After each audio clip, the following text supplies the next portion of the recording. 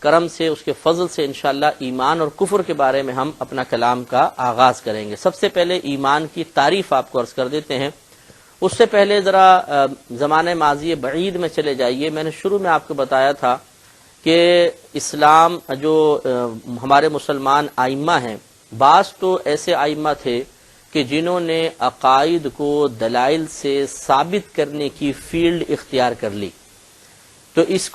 اس علم کو کہ جس علم میں عقائد کو دلائل سے ثابت کیا جاتا ہے اسے علم کلام کہتے ہیں،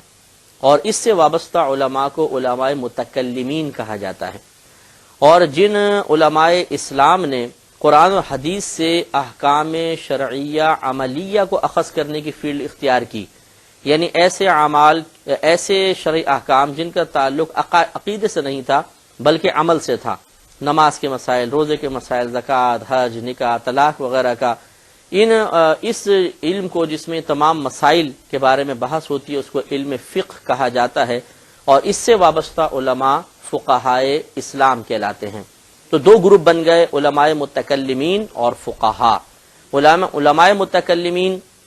نظریات اور عقائد سے بحث کرتے ہیں، اس کے بارے میں دلائل قائم کرتے ہیں، جبکہ فقہاء کا موضوع اصل میں احکام شرعیہ عملیہ ہوتا ہے، یعنی ایسے احکام شرعیہ جن کا تعلق ہماری عملی زندگی سے ہوتا ہے۔ تو یہ جو علماء متکلمین ہیں اور بڑے بڑے محققین، یہ اس بات پر متفق رہے کہ ایمان صرف تصدیق قلب کا نام ہے، یعنی نبی کریم صلی اللہ علیہ وسلم اللہ تبارک و تعالیٰ کی جانب سے جو نظریات، جو خیالات، جو کچھ لے کر آئے اسے حق اور سچ سمجھنے کا نام، دل سے اس کے صحیح ہونے کی تصدیق کرنے کا نام ایمان ہے۔ تو یہ جو ہم نے تعریف آپ کو بیان کی، یہ جمہور علماء متکلمین اور دیگر محققین کے نزدیک ہے۔ ایک اور بزرگ امام ابو منصور ماتریدی رحمۃ اللہ علیہ، میں نے آپ کو بتایا تھا کہ آپ نے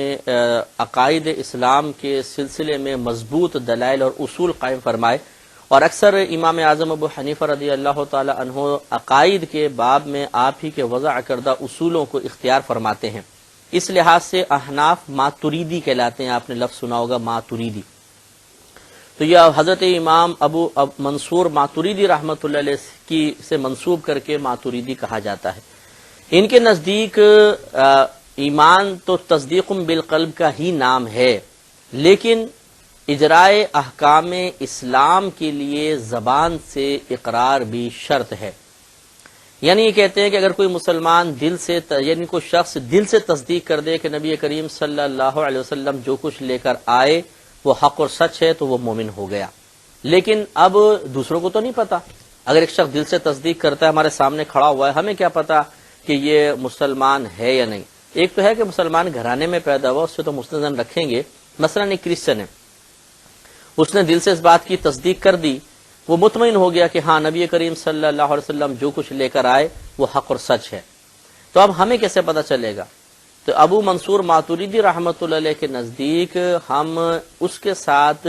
ایک مسلمان والا سلوک اس وقت کریں گے، اس کی شرط یہ ہے کہ وہ زبان سے اپنے مسلمان ہونے کا اقرار بھی کر لے اور اسلام کے جو عقائد ان کے حق ہونے کو زبان سے بیان کرے۔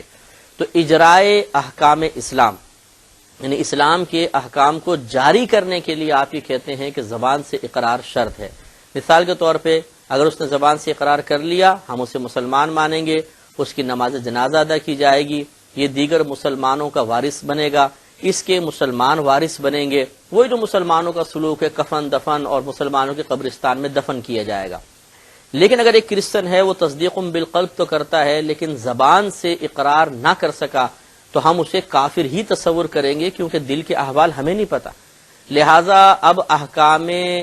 اسلام اس پر جاری نہیں ہوں گے، ہم اسے کافر سمجھیں گے، اسے غسل نہیں دیا جائے گا، اسے کفن نہیں دیا جائے گا، اسے مسلمانوں کے قبرستان میں دفن نہیں کیا جائے گا۔ جو کافر مرتا ہے وہ مسلمان کی وراثت سے محروم رہتا ہے، لہذا اگر یہ شخص انتقال کرتا ہے تو اس کی وراثت مسلمان کو نہیں، اور مسلمانوں کی کوئی وراثت اس کو نہیں ملے گی۔ تو اس لیے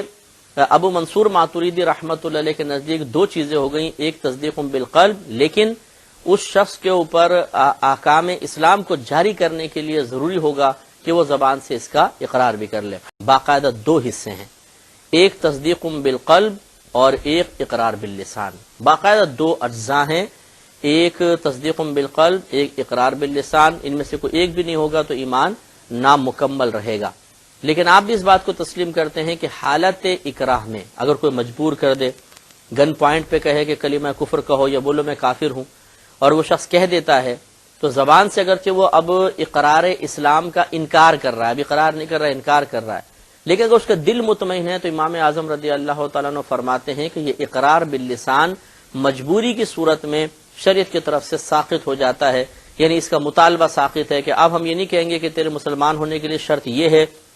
کہ تم زبان سے اقرار بھی کرو، کیونکہ اب حالت اکراہ ہے، مجبوری کی حالت ہے۔ لہذا اس میں امام اعظم کے نزدیک عام حالت میں ایمان کے دو اجزاء بنتے ہیں، تصدیق بالقلب، اقرار باللسان، لیکن حالت اکراہ میں اقرار باللسان ساقط ہو جاتا ہے، یعنی اگر وہ شخص اسلام کا انکار بھی کرے کہ معاذ اللہ ثم معاذ اللہ، گن پوائنٹ پہ کسی نے کہا بولو میں مسلمان نہیں ہوں، اس نے کہا میں مسلمان نہیں ہوں، اب اقرار باللسان ختم ہے، تو ہونا تو یہ چاہیے کہ امام اعظم کے نزدیک چونکہ ایمان کے دو اجزاء ہیں، ایک جز گیا تو ایمان گیا، لیکن امام اعظم فرماتے ہیں کہ نہیں، یہ حالت اکراہ ہے، اور حالت اکراہ میں اقرار باللسان ساقط ہو سکتا ہے، یہ معاف ہو سکتا ہے، لیکن قلب مطمئن ہو۔ اس کے اوپر بطور دلیل ایک سورہ نحل کی آیت پیش کرتے ہیں، آیت نمبر 106 ہے۔ اللہ تبارک و تعالی نے ارشاد فرمایا کہ من کفر باللہ من بعد ایمانہ، جس نے اللہ تبارک و تعالی کا ایمان لانے کے بعد انکار کیا، الا من اکرہ وقلبہ مطمئن بالایمان، ہاں مگر وہ شخص، یعنی اس کی کیا سزا ہوگی وہ تو آگے بیان ہو رہا ہے، لیکن درمیان میں اللہ نے فرمایا مگر وہ شخص کہ جسے مجبور کر دیا گیا ہو اور حالت یہ ہو کہ اس کا دل ایمان پر مطمئن ہو، وَلَكِن مَنْ شَرَحَ بِالْكُفْرِ صَدْرًا، اور لیکن وہ شخص کہ اس نے کفر کے لیے اپنے سینے کو کھول دیا ہو، کیا مطلب دل سے بھی اس نے انکار کر دیا حالت اکراہ میں، فَعَلَيْهِمْ غَضَبٌ مِّنَ اللَّهِ، تو ان پر اللہ تبارک و تعالی کا غضب ہوگا، وَلَهُمْ عَذَابٌ عَظِيمٌ، اور ان کے لیے بڑا عذاب ہے۔ تو گویا کہ دو صورتوں میں بڑا عذاب، ایک صورت میں معافی۔ نمبر ایک، جس نے جان بوجھ کر نارمل حالت میں کفر کو اختیار کیا، اس کے لیے بڑا عذاب ہے۔ دوسرا، حالت اکراہ میں ہے لیکن زبان کے انکار کے ساتھ ساتھ اس نے دل سے بھی انکار کر دیا، دل بھی ایمان پر مطمئن نہ رہا، ان دونوں کے لیے بڑا عذاب ہے۔ لیکن اگر کوئی ایسا شخص ہے کہ حالت نارمل حالت میں وہ زبان سے اقرار بھی کر رہا ہے، دل سے تصدیق بھی کر رہا ہے، یہ عذاب سے محفوظ رہے گا۔ اور اگر اس شخص کو بالفرض گن پوائنٹ پہ کہا جائے کہ تم اپنے زبان سے اسلام کا انکار کر دو، اور اس نے کیا لیکن دل ایمان پر مطمئن ہے، تو پھر یہ معافی کی صورت ہوگی، یہ قابل گرفت نہیں ہوگا۔ تو یہ امام اعظم کی دلیل ہے کہ ایمان کے دو اجزاء ہیں، تصدیق بالقلب، اقرار باللسان، لیکن حالت اکراہ میں اقرار باللسان ساقط ہو جاتا ہے جبکہ دل ایمان پر مطمئن رہے۔ اب تھوڑے سے ایک اور گروپ ہے، وہ ائمہ ثلاثہ اور محدثین کا گروپ ہے۔ ائمہ ثلاثہ میں ثلاثہ تین کو کہتے ہیں، جب امام اعظم ابو حنیفہ رضی اللہ تعالی عنہ کے مقابلے میں ائمہ ثلاثہ کہا جاتا ہے تو اس سے وہ تین بڑے جو مجتہدین ہیں وہ مراد ہوتے ہیں، امام شافعی، امام مالک، امام احمد بن حنبل۔ آپ تین بزرگوں اور اس کے علاوہ جو دیگر محدثین ہیں، ان کے نزدیک ایمان کی کیا تعریف ہے؟ یہ کہتے ہیں کہ ایمان کے تین اجزاء ہیں، دو نہیں بلکہ تین اجزاء ہیں، ایک تصدیق بالقلب، ایک اقرار باللسان، اور ایک اعمال صالحہ۔ یعنی یہ کہتے ہیں کہ دل سے تصدیق بھی ایمان کے لیے ضروری ہے، نمبر دو اقرار باللسان بھی ضروری ہے، نمبر تین اعمال، نیک اعمال، یہ بھی وہ کہتے ہیں ایمان کا ایک جز ہیں۔ لہذا وہ کہتے ہیں کہ کسی نے اگر بالفرض وہ ایسے بعض افعال و اعمال ہیں کہ اگر وہ اختیار نہیں کریں گے اس سے ایمان ختم ہو جائے گا۔ لیکن ان کے ساتھ ساتھ یہ کہتے ہیں کہ اگر کوئی انسان اعمال کو ترک کر دیتا ہے تو ہم یہ نہیں کہتے کہ وہ اسلام سے خارج ہو جاتا ہے، بلکہ وہ فاسق و فاجر کہلائے گا۔ یعنی اعمال صالحہ کو، نیک اعمال کو ایمان کا جز تو مانتے ہیں، لیکن اس کے ترک کی بنا پر، نیک اعمال چھوڑ دینے کی بنا پر یہ اسے کافر نہیں مانتے بلکہ فاسق و فاجر تصور کرتے ہیں کہ وہ فاسق اور فاجر ہو جاتا ہے لیکن کافر نہیں ہوتا۔ تو خلاصہ کلام یہ ہوا کہ ایمان کے سلسلے میں چار اقوال سامنے آئے۔ ایک جمہور متکلمین اور محققین کا مذہب ہے، وہ کہتے ہیں کہ ایمان صرف تصدیق قلب کا نام ہے، دوسرے ابو منصور ماتوریدی رحمۃ اللہ علیہ ہیں، یہ فرماتے ہیں کہ ایمان صرف تصدیق قلب کا ہی نام ہے، لیکن اسلامی احکام جاری کرنے کے لیے زبان سے اقرار کرنا شرط ہے۔ امام اعظم ابو حنیفہ رضی اللہ تعالی عنہ کے نزدیک ایمان کے دو اجزاء ہیں، ایک تصدیق بالقلب، ایک اقرار باللسان، اور ائمہ ثلاثہ محدثین فرماتے ہیں کہ ایمان کے تین اجزاء ہیں، تصدیق بالقلب، اقرار باللسان اور اعمال صالحہ۔ اس کے بعد مخلوقات کے ایمان کے اعتبار سے علامہ سید شریف جرجانی رحمۃ اللہ علیہ نے کتاب التعریفات میں 5 ایمان کی اقسام بنائی ہیں، وہ ہم آپ کی خدمت میں عرض کر رہے تھے، جن میں سے پہلا ایمان مطبوع آپ نے بیان فرمایا۔ مطبوع یعنی یہ طبع سے نکلا ہے، گویا کہ مہر لگایا ہوا، یہ اللہ کی طرف سے فرشتوں کا ایمان ہوتا ہے کہ اللہ تعالیٰ نے ان کے قلب پر ایمان کی مہریں لگا دی ہیں، ان کی دل کی تصدیق میں کوئی تزلزل پیدا ہو ہی نہیں سکتا کیونکہ معصوم ہوتے ہیں۔ دوسرا ایک ایمان مطبوع ہو گیا، دوسرا ایمان معصوم۔ ایمان معصوم یہ انبیاء علیہ السلام کا ایمان ہوتا ہے کہ یہ کبھی بھی یہ بھی تزلزل نہیں ہوگا، لیکن فرشتوں اور انبیاء علیہ السلام کے ایمان میں تھوڑا سا فرق رکھا، اس اعتبار سے کہ انبیاء علیہ السلام کے ساتھ نفس ہوتا ہے،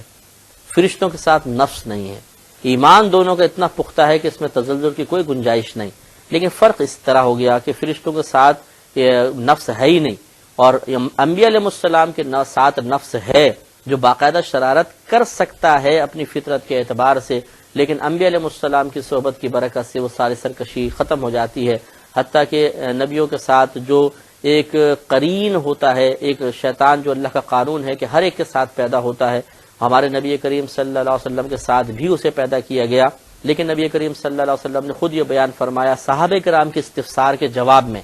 کہ ہاں میرے ساتھ بھی اس کو پیدا کیا گیا، لیکن وہ میرے ساتھ رہنے کی وجہ سے مسلمان ہو گیا ہے۔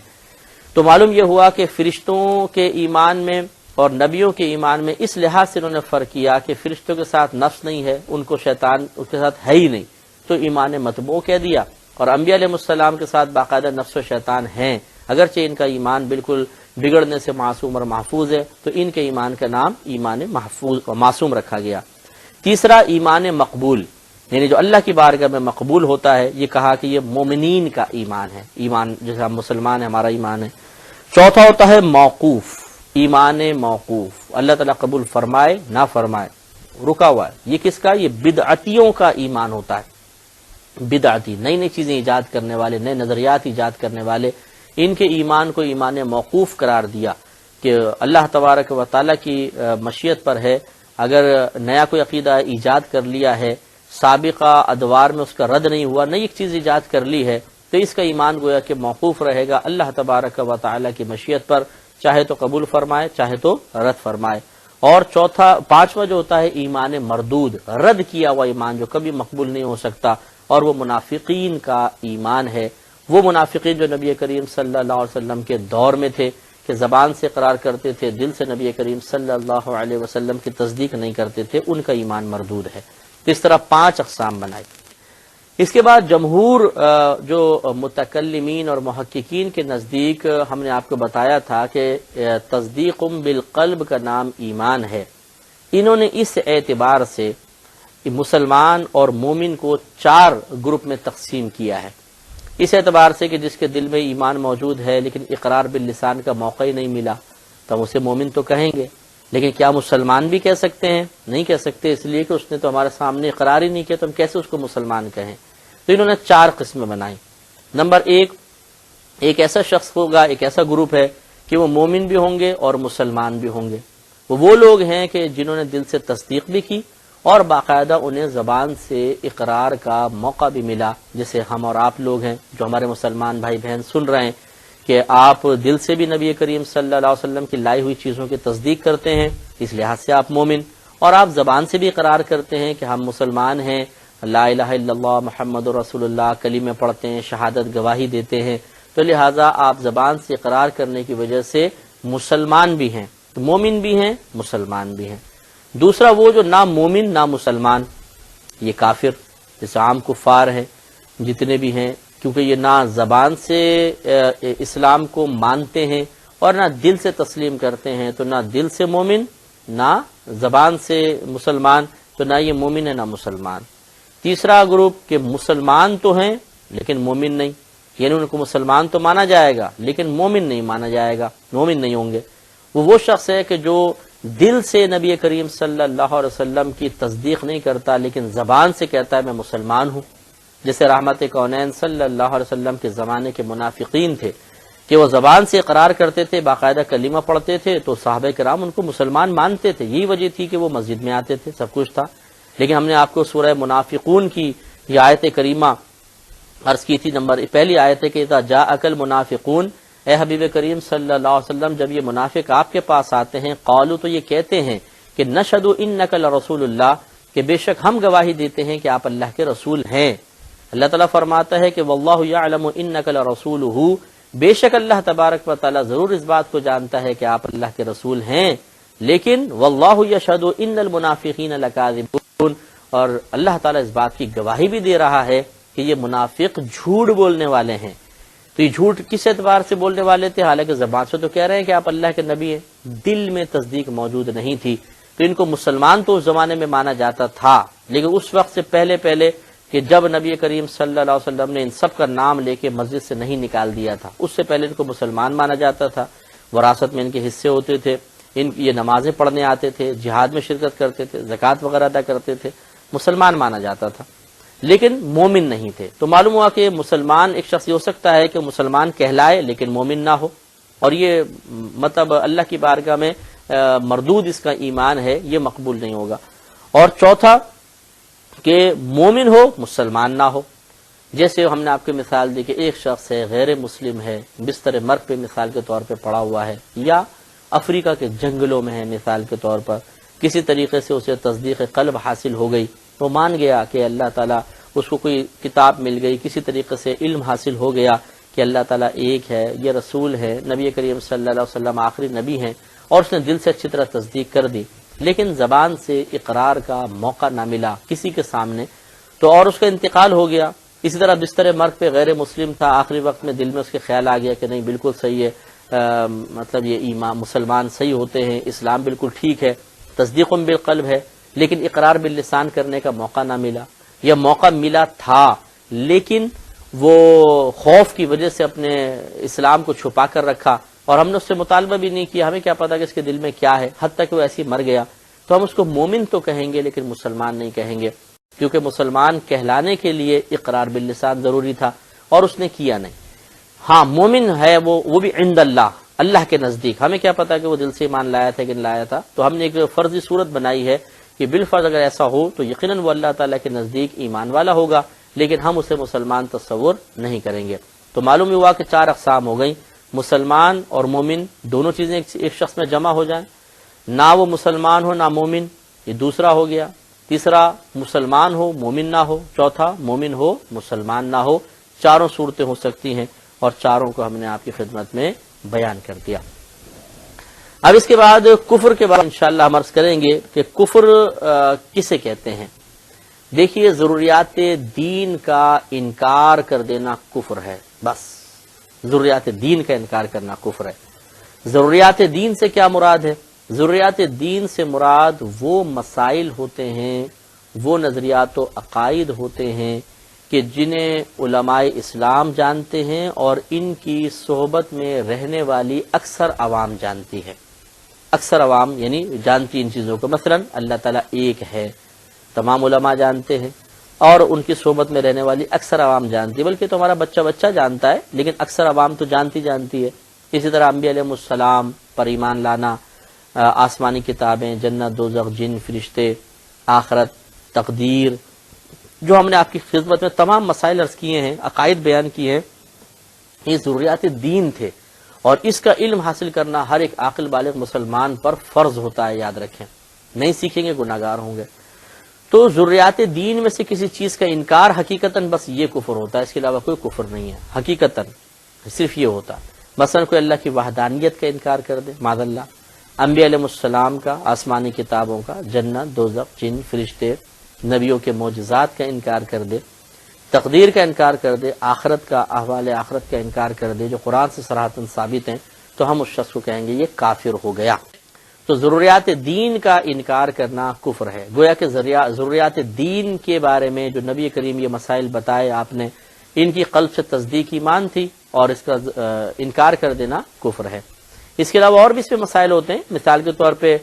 5 نمازیں ہیں، اس پہ سب متفق ہیں مسلمان، اس کا کوئی انکار کرے گا تو ضروریات دین کا انکار کہلائے گا۔ روزوں کی فرضیت کا انکار کرنا، زکوٰۃ کی فرضیت کا انکار کرنا، جیسے کہ حضرت ابو بکر صدیق رضی اللہ تعالی عنہ کے دور اقدس میں جب آپ کا دور خلافت آیا تو کچھ منکرین زکوٰۃ پیدا ہو گئے تھے۔ دیکھیں، ایک ہے انکار کرنا عمل کے ذریعے، یا آج بہت سارے مسلمان بھی کر رہے ہیں کہ بھئی ہم زکوٰۃ نہیں دیتے ہیں، لیکن اس کی فرضیت کے منکر تو نہیں ہے، وہ مانتے ہیں کہ ہاں فرض ہے بھئی ہم نہیں ادا کر رہے، یار بہت زکوٰۃ بن رہی ہے، اربوں روپے تو کروڑوں روپے زکوٰۃ میں نکالو، یہ مناسب نہیں لگ رہا، پتہ نہیں یہ وہ مال کی محبت کی وجہ سے، تو یہ آدمی تو کافر نہیں ہوگا۔ لیکن اگر ایک شخص انکار ہی کر دے کہ میں زکوٰۃ کی فرضیت کو نہیں مانتا، معاذ اللہ تو ٹیکس ہے لگایا ہوا ہے یہ شریعت نے، تو یہ تو بہت بری بات ہے۔ تو وہ جو حضرت ابو بکر صدیق رضی اللہ تعالی عنہ کے دور میں بعض عرب قبائل تھے، انہوں نے زکوٰۃ کا اسی طریقے سے انکار کیا تھا کہ اس کی فرضیت کا انکار کر دیا، ضروریات دین کا انکار کیا تو کافر قرار پائے، کافر ہوئے تو حضرت ابو بکر صدیق رضی اللہ تعالی عنہ نے ان کے خلاف جہاد کا حکم دیا، ورنہ اگر وہ حالت ایمان میں ہوتے تو مسلمان کے خلاف، مومن کے خلاف جہاد نہ ہوتا۔ تو معلوم یہ ہوا کہ ضروریات دین کا انکار کر دینا یہ کفر ہوتا ہے، اس میں عقیدے بھی آتے ہیں، اور بہت سارے اعمال کی فرضیت، ان کے وجوب وغیرہ کا انکار کرنا بھی بعض صورتوں میں کفر ہو سکتا ہے۔ تو یہ ذرا ذہن میں رکھیے گا کہ ضروریات دین کا انکار کرنا کفر ہوتا ہے۔ اب ہم کفار کی اقسام کی طرف آتے ہیں۔ دیکھیں، اولاً پہلے تمام کفار کو 2 گروپس میں تقسیم کیا جاتا ہے، ایک کافر اصلی اور ایک کافر مرتد۔ کافر اصلی کا مطلب تو یہ ہے کہ جو پیدائشی طور پر ہی کافر ہے، یعنی شروع سے ہی کافر ہے، بالکل شروع سے، اسے کافر اصلی کہتے ہیں۔ اور ایک کافر مرتد ہوتا ہے، مرتد وہ شخص ہوتا ہے کہ جو پہلے مسلمان تھا پھر اس نے ضروریات دین میں سے کسی چیز کا انکار کر دیا تو اسے کافر مرتد کہتے ہیں۔ تو 2 کافر ہو گئے، کافر اصلی، کافر مرتد۔ کافر اصلی وہ جو شروع سے ہی کفر میں ہے، کبھی اس نے اسلام کا یا ایمان کا مزہ نہیں چکھا، وہ کافر اصلی کہلاتا ہے۔ اور جس نے ایمان کی لذت کو چکھا، یعنی مسلمان تھا، بعد میں معاذ اللہ ثم معاذ اللہ اس نے اپنے مذہب کو چینج کر لیا یا ضروریات دین میں سے کسی شے کا انکار کر دیا، تو وہ شخص پھر مرتد کہلاتا ہے، اسے کافر مرتد کہا جاتا ہے۔ پھر ان میں سے ہر ایک کی 2 قسمیں بنائی جاتی ہیں، ہر ایک کی، ایک مجاہر اور دوسرا منافق۔ مجاہر جہر سے نکلا ہے، جہر کا مطلب اعلانیہ طور پہ کچھ کام کرنا، تو مجاہر سے مراد کافر مجاہر جب ہم کہیں گے تو اس کا مطلب یہ ہوگا کہ وہ اعلانیہ اپنے کفر کا اقرار کرنے والا ہو۔ اور منافق نفاق سے نکلا ہے، نفاق کا مطلب ہوتا ہے مطلب پوشیدہ رکھنا، ظاہر کچھ ہو باطن کو چھپانا، تو یہ چونکہ اس میں چھپانے والا معنی ہے، اس لیے منافق کافر اسے کہیں گے کہ جو اپنے کفر کو چھپاتا ہوگا۔ اس اعتبار سے ان دونوں کی 2 قسمیں بن جائے گی۔ ہم نے ابھی بنایا کافر اصلی، کافر مرتد، 2 بنائے تھے ہم نے۔ اب اس کافر اصلی یہ 2 طرح کے ہوں گے، کافر اصلی مجاہر، کافر اصلی منافق۔ اس طرح مرتد کی بھی 2 قسمیں ہوں گی، کافر مرتد اصلی، کافر مرتد مجاہر اور کافر مرتد منافق۔ تو مجاہر اور منافق کے اعتبار سے 2 قسمیں بنانی ہیں، کافر اصلی کی 2 قسمیں مجاہر منافق، اس طرح مرتد کی 2 قسمیں مجاہر اور منافق۔ تو کافر اصلی مجاہر، اسی سے آپ جب ناموں سے دیکھ لیں گے، کافر اصلی مجاہر۔ کافر اصلی کا مطلب کیا ہے؟ جو شروع سے ہی کافر ہے، کبھی بھی وہ مسلمان نہیں ہوا ہے، اور مجاہر جو اپنے کفر کا اعلانیہ طور پر اظہار کرنے والا ہو، اعلانیہ طور پہ اقرار کرنے والا ہو۔ ان کی کچھ اقسام ہوتی ہیں، مثلا دہریہ، کمیونسٹ جس کو آپ کہتے ہیں کہ خدا کے وجود کا ہی انکار کرنے والا، روس کے اکثر لوگ اس قسم کے مذہب کو اختیار کیے ہوئے ہیں اور اعلانیہ کہتے ہیں ہم خدا کے وجود کو نہیں مانتے، کوئی خدا نہیں ہے معاذ اللہ۔ تو یہ شروع سے چونکہ خدا کے وجود کے منکر ہیں تو کافر اصلی، اور اعلانیہ طور پہ کہہ رہے ہیں تو کافر اصلی مجاہر کہلائیں گے۔ اس کی دوسری قسم مشرک ہے۔ مشرک کی ہم نے پوری تعریف آپ کو بتائی تھی کہ اللہ تبارک و تعالیٰ کی ذات یا صفات کے ساتھ کسی کو شریک کرنا۔ تو جو اعلانیہ طور پہ اس طرح کر رہا ہو کہ وہ مثلا اللہ تبارک و تعالیٰ کے علاوہ کسی اور کو معبود مانتا ہے، اس کی باقاعدہ عبادت کرتا ہے، یا اللہ کے لیے اولاد کو تسلیم کرتا ہے، تو یہ مشرک ہے، اور اعلانیہ طور پہ کر رہا ہوگا، اور شروع سے کر رہا ہے تو شروع سے کرنے کی بنا پر کافر اصلی، اور اعلانیہ طور پہ کرنے کی وجہ سے مجاہر، اس لیے یہ بھی کافر اصلی مجاہر کی ایک قسم بنتی ہے۔ تیسرے مجوسی ہوتے ہیں اس میں، آتش پرست۔ تو پہلا دہریہ یعنی کمیونسٹ، دوسرا مشرک، اور تیسرا مجوسی یعنی آتش پرست، آگ کو پوجنے والا۔ اور چوتھا ہوتا ہے کتابی۔ کتابی یعنی اہل کتاب، اس میں عیسائی اور یہودی آئیں گے۔ دیکھیے ہم نے پہلے بھی آپ کو بتایا تھا، یاد کیجئے ذرا، کہ مشرک اور اہل کتاب، ان میں یہ جو ہم اگر آپ غور فرمائیں تو جتنے بھی اہل کتاب ہیں ضرور شرک کا ارتکاب کرتے ہیں، کیونکہ یہودی حضرت عزیر علیہ السلام کو اللہ کا بیٹا مانتے ہیں اور عیسائی حضرت عیسیٰ علیہ السلام کو اللہ کا بیٹا مانتے ہیں، تو مشرک تو یہ بھی ہیں، لیکن اس کے باوجود اہل کتاب کو علیحدہ رکھا، مشرک کو علیحدہ۔ اس کی تفصیل آخر میں یہ آیا تھا کہ اہل کتاب کو الگ ایک قسم کیوں بنایا گیا ہے، حالانکہ اہل کتاب بھی تو شرک کا ارتکاب کرتے ہیں کہ یہودی عزیر علیہ السلام کو اللہ کا بیٹا مانتے ہیں، عیسائی حضرت عیسیٰ علیہ السلام کو اللہ کا بیٹا تسلیم کرتے ہیں، تو شرک تو یہ دونوں بھی کرتے ہیں، تو انہیں بھی مشرک کہنا چاہیے۔ مسئلہ یہ ہے کہ قرآن عظیم نے جب کفار کا تذکرہ فرمایا تو مشرک کا علیحدہ رکھا اور پھر آگے اہل کتاب کا علیحدہ رکھا۔ تو اس قرآنی اسلوب کی وجہ سے علماء اسلام نے یہ تفصیل بیان کی ہے کہ ایک تو لفظ مشرک کا لغت کے اعتبار سے معنی ہے شرک کرنے والا، تو لغوی اعتبار سے دیکھیں تو اہل کتاب اور دیگر جتنے کفار ہیں جو شرک کا ارتکاب کر رہے ہیں سب کے سب مشرک ہیں، لیکن ایک ہے اس لفظ مشرک کا شرعی استعمال، اللہ تبارک و تعالی اور اس کے رسول کریم صلی اللہ علیہ وسلم کی طرف سے استعمال، تو لہذا اس شرعی استعمال کے اعتبار سے اہل کتاب کو مشرک نہیں کہا جائے گا، استعمال کے اعتبار سے، شرعی استعمال کے اعتبار سے حقیقتاً مشرک ہیں، لیکن لفظ مشرک کے شرعی استعمال کی بنا پر یا استعمال کرتے ہوئے اہل کتاب کو مشرک نہیں کہا جاتا، ان کے علاوہ کفار کو مشرک کہا جائے گا جو شرک کا ارتکاب کر رہے ہیں، انہیں اہل کتاب سے تعبیر کرتے ہیں، اس لیے مشرک الگ قسم بنائی اور اہل کتاب کی الگ قسم بنائی۔ تو کافر اصلی مجاہر یعنی وہ کفار جو شروع سے ہی کافر ہیں، کلمہ اسلام کے منکر رہے ہیں اور اعلانیہ طور پہ منکر رہے ہیں، ان کی چار اقسام بنی۔ نمبر ایک دہریہ یا کمیونسٹ اس کو کہتے ہیں، دوسرا مشرک، تیسرا مجوسی اور چوتھا اہل کتاب۔ ان کا شرعی حکم یہ ہے کہ ان میں سے پہلے جو تین قسمیں ہیں، کمیونسٹ ہے یا دہریہ ہے کمیونسٹ جیسے ہیں، مجوسی اور مشرک، ان کا ذبیحہ مردار ہوتا ہے، اگر ہمارا جانور کاٹیں گے مردار ہوگا، اور ان کی عورتوں سے نکاح کرنا حرام ہے، مشرکہ عورت سے، مجوسیہ عورت سے، اسی طرح مشرکہ عورت سے، کمیونسٹ عورت سے نکاح نہیں ہو سکتا، یہ نکاح باطل ہوگا۔ اور چوتھی جو قسم ہے اہل کتاب، ان کا ذبیحہ بھی جائز ہوتا ہے اور ان کی عورتوں سے نکاح بھی جائز ہوتا ہے،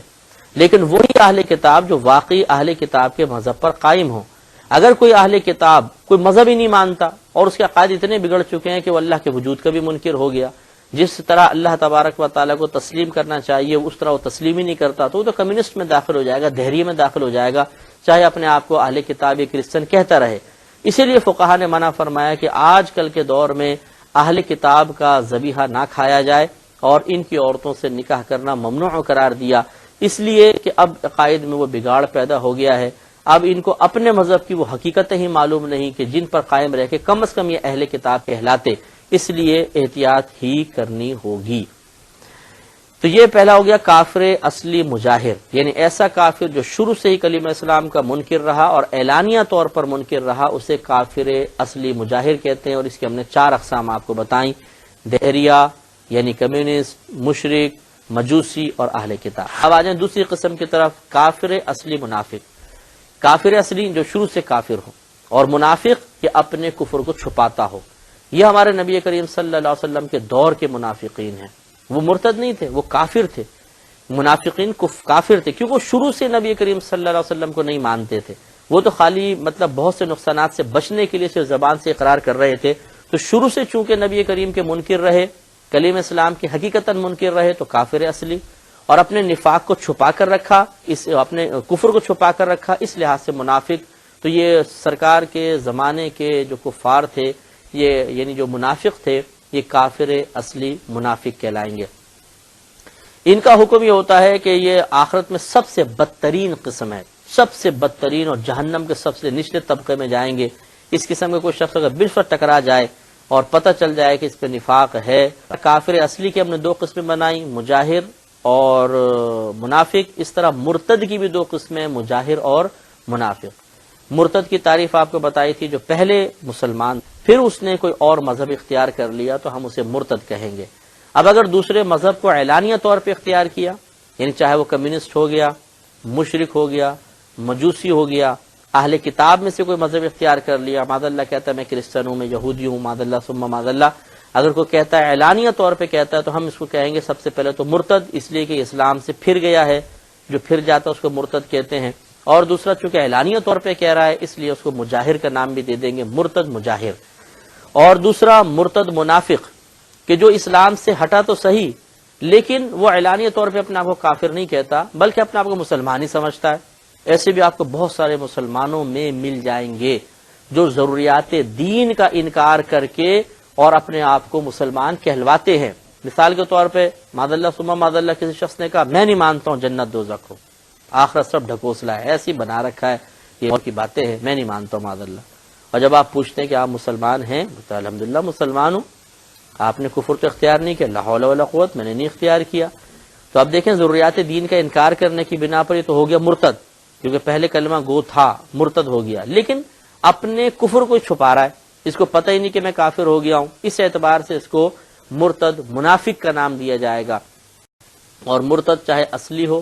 یعنی مجاہر ہو، چاہے منافق ہو، دونوں ہی بدترین ہیں، اور ان دونوں کا نہ ذبیحہ جائز ہے نہ ان کی عورتوں سے نکاح جائز ہے، بلکہ مرتد کا حکم تو اتنا سخت ہوتا ہے کہ اس کا خود دوسرے مرتد سے نکاح نہیں ہو سکتا، کرے گا بھی تو نہیں ہوگا نکاح، زنا ہی ہوگا آپس میں۔ اس لیے پہلے یہ تصدیق کرنا بہت ضروری ہے۔ اگر معلوم ہو جاتا ہے تو یعنی کسی کے بارے میں شکوک و شبہات ہیں کہ یہ ارتداد کی طرف بڑھا ہوا ہے تو اس لیے بہتر ہے کہ پہلے اوپنلی اس سے گفتگو کی جائے، اس کے بعد نکاح وغیرہ کے معاملات کیے جائیں، ورنہ بہت زیادہ آگے جا کے نقصان کا اندیشہ ہو سکتا ہے۔ اب اس کے بعد دیکھیں ایمان کے بارے میں پورا ہم نے بتایا، مومن کے بارے میں بتا دیا، اسلام اور مسلمان کے بارے میں بتایا، اب ہم کفر کی طرف آئے اور کافر کے بارے میں تفصیل بیان کی۔ اب جو ہم چیزیں بیان کرنا چاہتے ہیں وہ ایمان لانے کے فائدے اور کفر کے نقصانات کا بیان ہے، اور یہ قرآن کی روشنی میں ہم آپ کو انشاءاللہ عرض کریں گے کہ ایمان لانے کا کیا فائدہ ہے، کافر ہونے کے کیا نقصانات ہیں۔ ایک مسلمان کو ان آیات کو اس حیثیت سے دیکھنا چاہیے کہ وہ ان کو سننے کے بعد اللہ تعالیٰ کا شکر ادا کرے کہ اللہ تیرا بڑا کرم ہے کہ تو نے مجھے مسلمان بنایا، مجھے مومن بنایا، اتنے تو نے انعامات رکھے ہوئے مومنین کے لیے جو مجھے بھی حاصل ہوں گے۔ اگر اور اللہ تیرا یہ بھی شکر ہے کہ تو نے مجھے کافر نہیں بنایا، کیونکہ ان تمام نقصانات سے میں بچ گیا جو کفار کے لیے ہیں۔ اور یہ پھر ایک اور مقام شکر بنے گا اور ایک اور مطلب آپ کو ایک اچھی نعمت دلوا دے گا، اور وہ یہ کہ آپ کو کمی نعمت کا احساس جاتا رہے گا۔ ہماری زبان پہ اللہ تعالیٰ کی بارگاہ میں شکوہ اسی وقت نکلتا ہے جب ہم اپنے پاس موجودہ نعمتوں کی اہمیت اور نعمتوں کے احساس سے خالی ہو جاتے ہیں۔ ہم اس نعمت کو تو دیکھتے ہیں جو مجھے نہیں ملی، ہم اسے نہیں دیکھتے جو ہمیں ملی ہوئی ہے اور ہم نے اس کو طلب بھی نہیں کیا تھا۔ اس میں سب سے بڑی نعمت اللہ تبارک و تعالیٰ نے جو ہمیں عطا فرمائی۔ اگر آپ بالفرض ایک شخص تنگ دست ہے، بولتا ہے یار میں بڑا پریشان ہوں، کیا اللہ نے مجھے دیا ہے، معاذ اللہ ثم معاذ اللہ، اس سے پوچھیں کہ اگر تم کافر ہوتے اور تم ارب پتی ہوتے پھر بتاؤ کیا فائدہ ہوتا؟ دنیا میں تم آسائش سے گزار لیتے لیکن اس کے بعد آخرت میں کیا ہوتا؟ تمہیں جہنم میں ڈالا جاتا، اور ہمیشہ ہمیشہ تم جہنم میں رہتے تو یہ کروڑوں روپے کیا نفع دیتے؟ تو اس کا مطلب یہ ہوا کہ دولت ایمان سب سے بڑی دولت ہے۔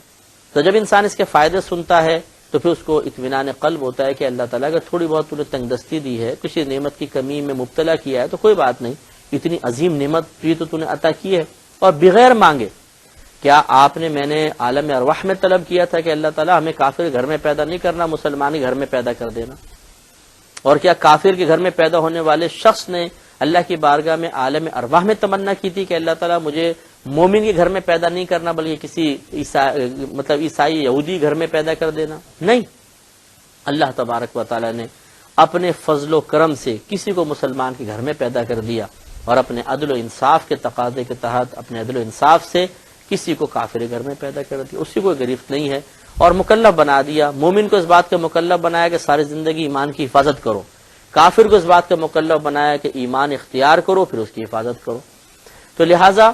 اللہ تبارک و تعالی نے اگر ہمیں کسی مسلمان گھرانے میں پیدا کیا ہے تو یہ بہت بڑا اس کا انعام ہے جو ہم نے طلب نہیں کرم سے اس ایمان۔ تو ان آیات فرمائیے جو ہم آپ کی خدمت میں انشاءاللہ عرض کر رہے ہیں، اور پھر دیکھیے کہ کتنے بڑے انعام تعالی نے اس ایک نعمت میں پوشیدہ فرمائے ہیں۔ سورہ بقرہ آیت نمبر 62 میں اللہ تبارک و تعالی نے ارشاد فرمایا کہ من آمن باللہ والیوم الآخر، جو شخص اللہ تبارک و تعالی اور روز قیامت پر ایمان لایا، وعمل صالحا، اور اس نے نیک اعمال کیے، فلہم اجرہم عند ربہم، تو ان کے لیے ان کا اجر ہوگا ان کے رب کے پاس، ولا خوف علیہم ولا ہم یحزنون، اور نہ ان پر کچھ خوف ہے اور نہ وہ غمگین ہوں گے۔ گویا کہ اللہ تعالیٰ انہیں خوف سے آزاد رکھے گا، غموں سے آزاد رکھے گا، اور ان کا بدلہ باقاعدہ اللہ تبارک و تعالیٰ نے تیار کر رکھا ہے، وہاں جا کے وہ حاصل کریں گے۔ جبکہ بھی انشاءاللہ جب ہم کفار کے بارے میں آیات بتائیں گے تو ان کے اعمال کا کوئی بدلہ نہیں ہے، ساری زندگی انسانیت کے نام کے اوپر وہ اپنی زندگیاں وقف کر دیں، خدمتیں کرتے رہیں، کوئی عمل اللہ کی بارگاہ میں اس وقت تک ان کا مقبول نہیں ہو سکتا جب تک دولت ایمان سے مالا مال نہیں ہوں گے، سب ضائع ہو جائے گا۔ قرآن بتائے گا۔ سورہ کہف آیت نمبر 88 میں اللہ تبارک و تعالی نے ارشاد فرمایا کہ من آمنا، جو شخص ایمان لایا، وعمل صالحا، اور اس نے نیک عمل کیا، فلہ جزاء الحسنى،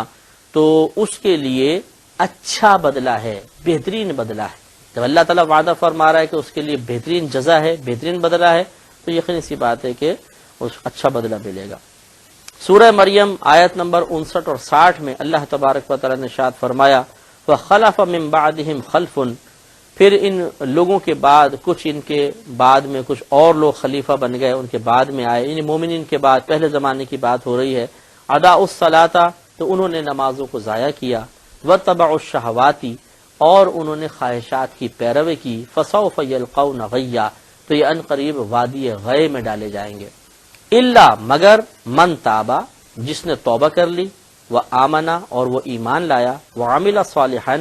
اور اس نے نیک عمل کر لیے، فاولئک یدخلون الجنہ، پس یہ لوگ جنت میں داخل ہوں گے، ولا یظلمون شیئا، اور ان پر کچھ بھی ظلم نہیں کیا جائے گا۔ معلوم ہوا کہ جو ایمان لے آیا اللہ تبارک و تعالیٰ اس پہ کرم فرمائے گا، اس کو جنت میں داخل فرمائے گا، اس کو بالکل ظلم نہیں ہوگا، کوئی ناانصافی نہیں ہوگی، اور وہ انشاءاللہ اللہ تعالیٰ کی رحمت کے مقام میں ہوگا۔ اس کے بعد اللہ تبارک و تعالیٰ نے سورہ بقرہ آیت نمبر 25 میں ارشاد فرمایا وَبَشِّرِ الَّذِينَ آمَنُوا، اے حبیب کریم صلی اللہ علیہ وسلم آپ بشارت دے دیجئے ان لوگوں کو جو ایمان لائے، وَعَمِلُوا الصَّالِحَاتِ، اور انہوں نے نیک اعمال کیے۔ کس چیز کی بشارت، کس چیز کی خوشخبری دے دیں؟ یہ خوشخبری بیان فرمائی کہ اَنَّ لَهُمْ جَنَّاتٍ، کہ بے شک ان کے لیے باغات ہیں، تجری من تحتها الانہار، جاری ہیں ان باغات کے نیچے سے نہریں، کلما رزقوا منها من ثمرة رزقا، جب بھی انہیں ان باغات میں سے کوئی پھل بطور رزق دیا جائے گا، قالوا، تو یہ کہیں گے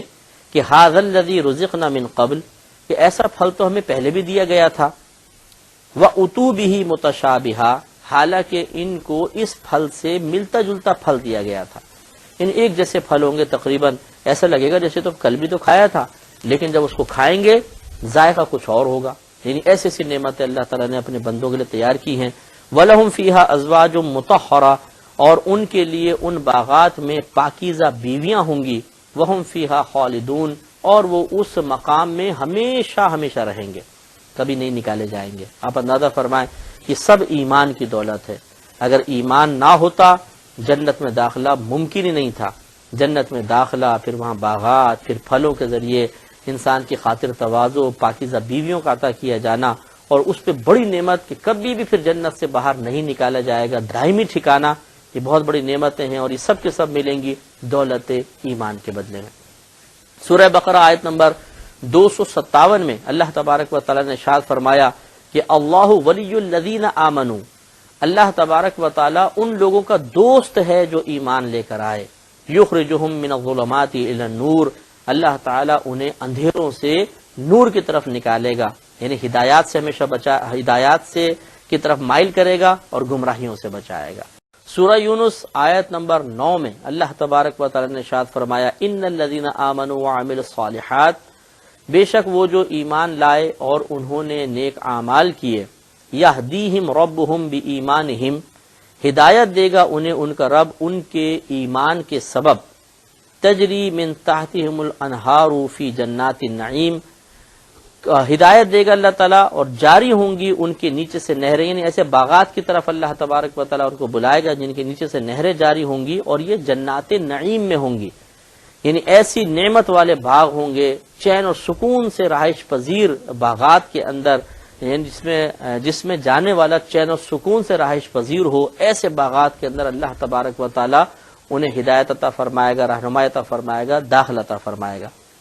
تو اس سے بھی معلوم ہوا کہ دولت ایمان کی برکت سے انسان جنت میں داخل ہوگا اور انشاءاللہ وہاں پر اعلیٰ نعمتیں حاصل ہوں گی۔ سورہ کہف آیت نمبر 30 اور 31 میں اللہ تعالیٰ نے ارشاد فرمایا کہ ان الذین آمنوا وعملوا الصالحات، بے شک وہ جو ایمان لائے اور انہوں نے نیک اعمال کیے، انا لا نضیع اجر من احسن عملا، تو بے شک ہم اس شخص کے اجر کو، اس شخص کے بدلے کو ضائع نہیں، اچھا عمل کیا، یعنی مومن بھی ہو پھر اچھا عمل کرے گا تو اس کا بدلہ ضائع نہیں ہوگا۔ اولئک لہم جنات عدن،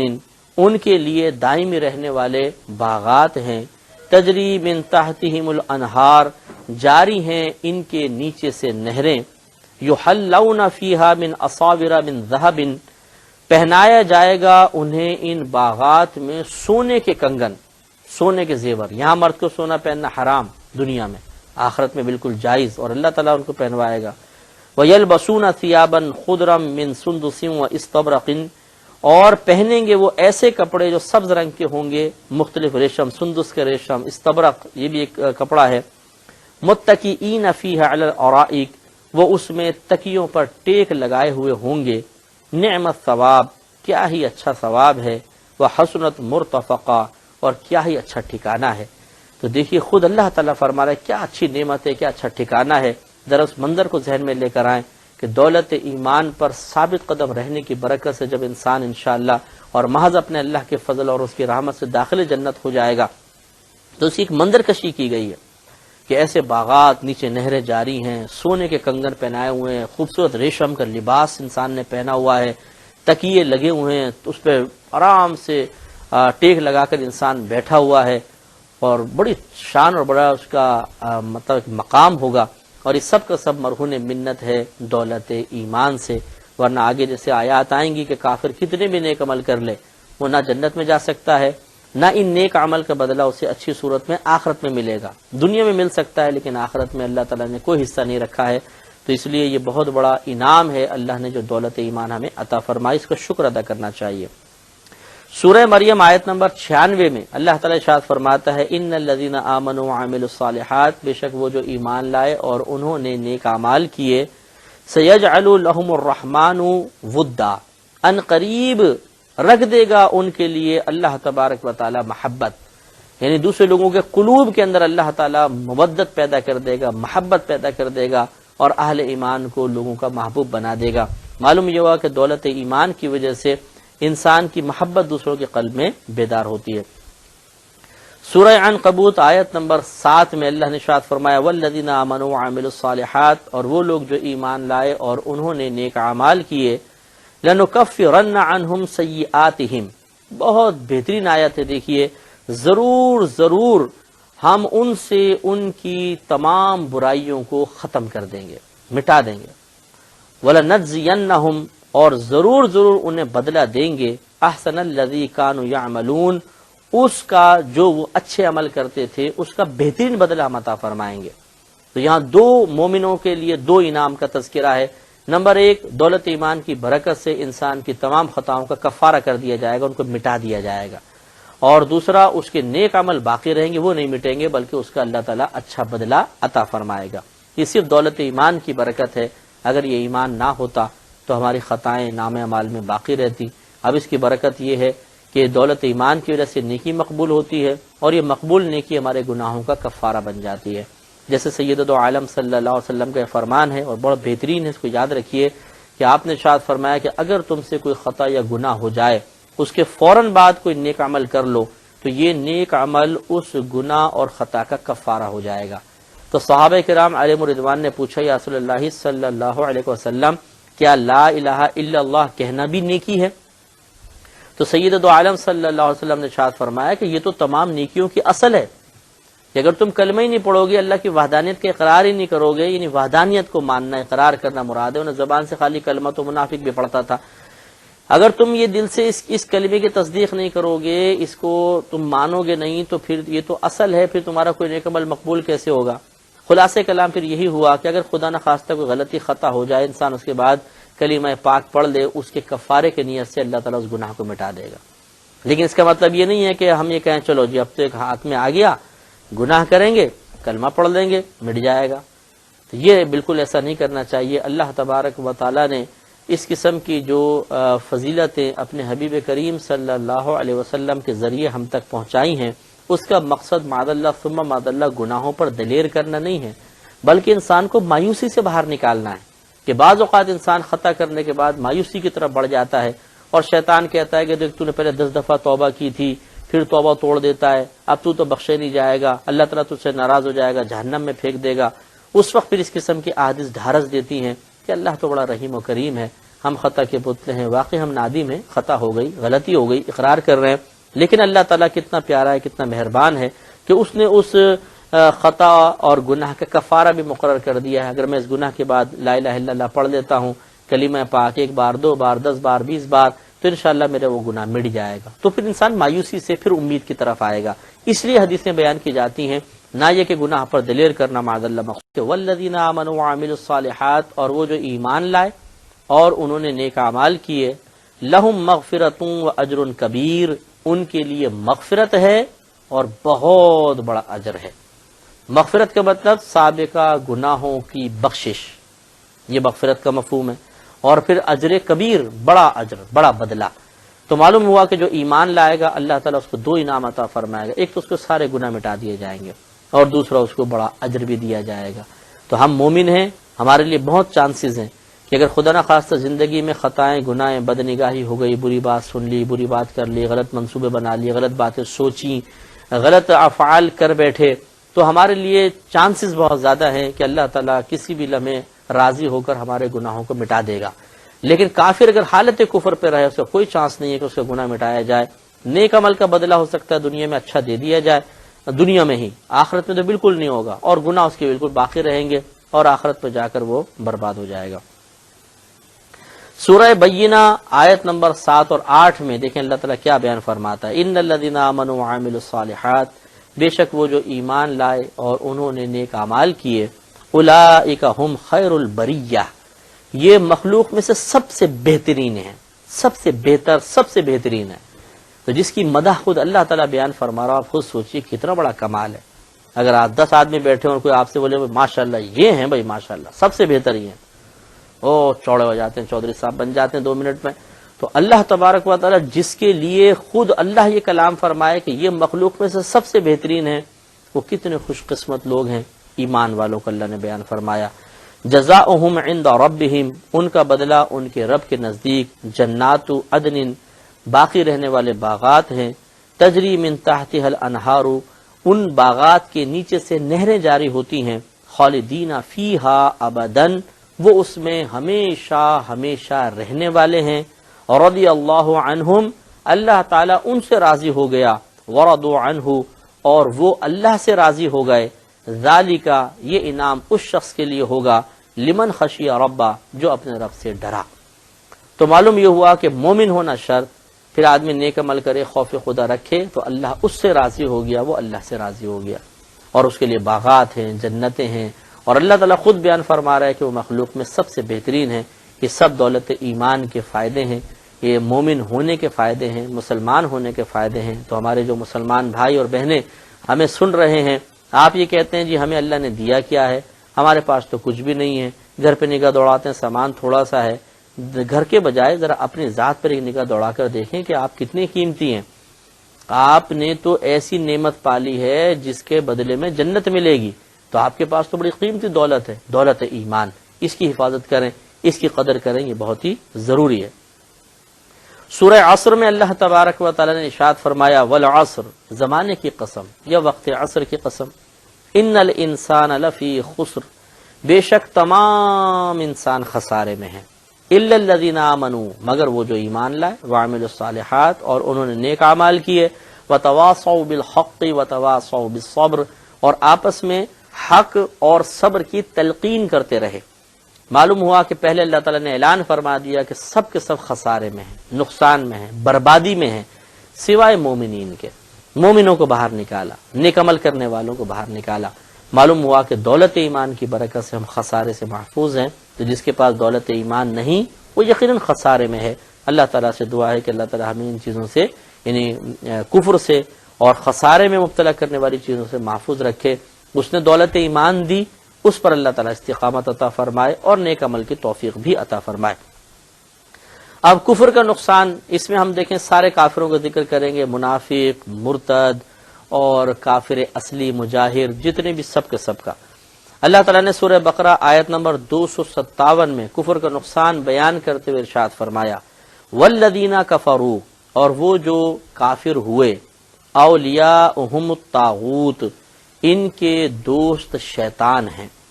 یخرجونہم من النور الی الظلمات، یہ شیاطین انہیں نور سے اندھیروں کی طرف لے کر جاتے ہیں، ہدایت سے گمراہی کی طرف لے کر جاتے ہیں۔ اولئک اصحاب النار، یہ دوزخی جہنمی ہیں، ہم فیہا خالدون، یہ اس میں ہمیشہ رہنے والے ہیں۔ اب آپ تقابل تو کریں ذرا، آپ سوچیں تو صحیح کہ آپ کتنے قیمتی ہیں، ایک مسلمان کتنا قیمتی انسان ہے، ایک مومن کتنا قیمتی ہے، کہ پہلے اللہ نے اس کے لیے بیان فرمایا تھا کہ میں اس کا ولی ہوں، یہاں فرما رہا ہے اللہ تعالیٰ کے شیطان اس کے دوست ہیں۔ اس پہ انشاءاللہ تبصرہ اور کلام، اور پچھلی مرتبہ جو آخری ہم نے آیت پڑھی تھی سورہ مائدہ کی آیت نمبر 5 تھی، جس میں اللہ تعالیٰ نے خبر دی کہ وَمَن یکفر بالایمان، اور جس نے ایمان لانے کا انکار کیا، فقد حبط عملہ، تو بے شک اس کا عمل برباد ہو گیا، ختم ہو گیا، وَهُوَ فِي الْآخِرَةِ مِنَ الْخَاسِرِينَ، اور وہ آخرت میں خسارہ اٹھانے والوں میں سے ہے۔ تو یہاں پر دیکھیے ہم نے اس سے پہلے جو پچھلے پروگرام میں اس سے پہلے جو آیت پڑھی تھی وَمَن يَرْتَدِدْ مِنْكُمْ عَنْ دِينِهِ فَيَمُتْ وَهُوَ كَافِرٌ فَأُولَئِكَ حَبِطَتْ أَعْمَالُهُمْ، کہ جو اپنے دین سے، تم میں سے اپنے دین میں سے پھر جاتا ہے، پھر وہ مر گیا اس حال میں کہ کافر ہے، یعنی کفر کی حالت میں مر گیا، تو اس کے اعمال برباد ہو جائیں گے۔ معلوم یہ ہوا، اور یہاں پر مطلقاً کافر کے بارے میں ہے کہ جس نے کفر اختیار کیا، ایمان کا انکار کیا، اس کے عمل برباد ہو جائیں گے۔ تو معلوم یہ ہوا کہ صرف مرتد کے اعمال ہی برباد نہیں ہوتے، اگر کوئی بھی غیر مسلم ہے، وہ کوئی بھی نیک عمل کرے گا، اس پر اخروی انعام مرتب نہیں ہو سکتا۔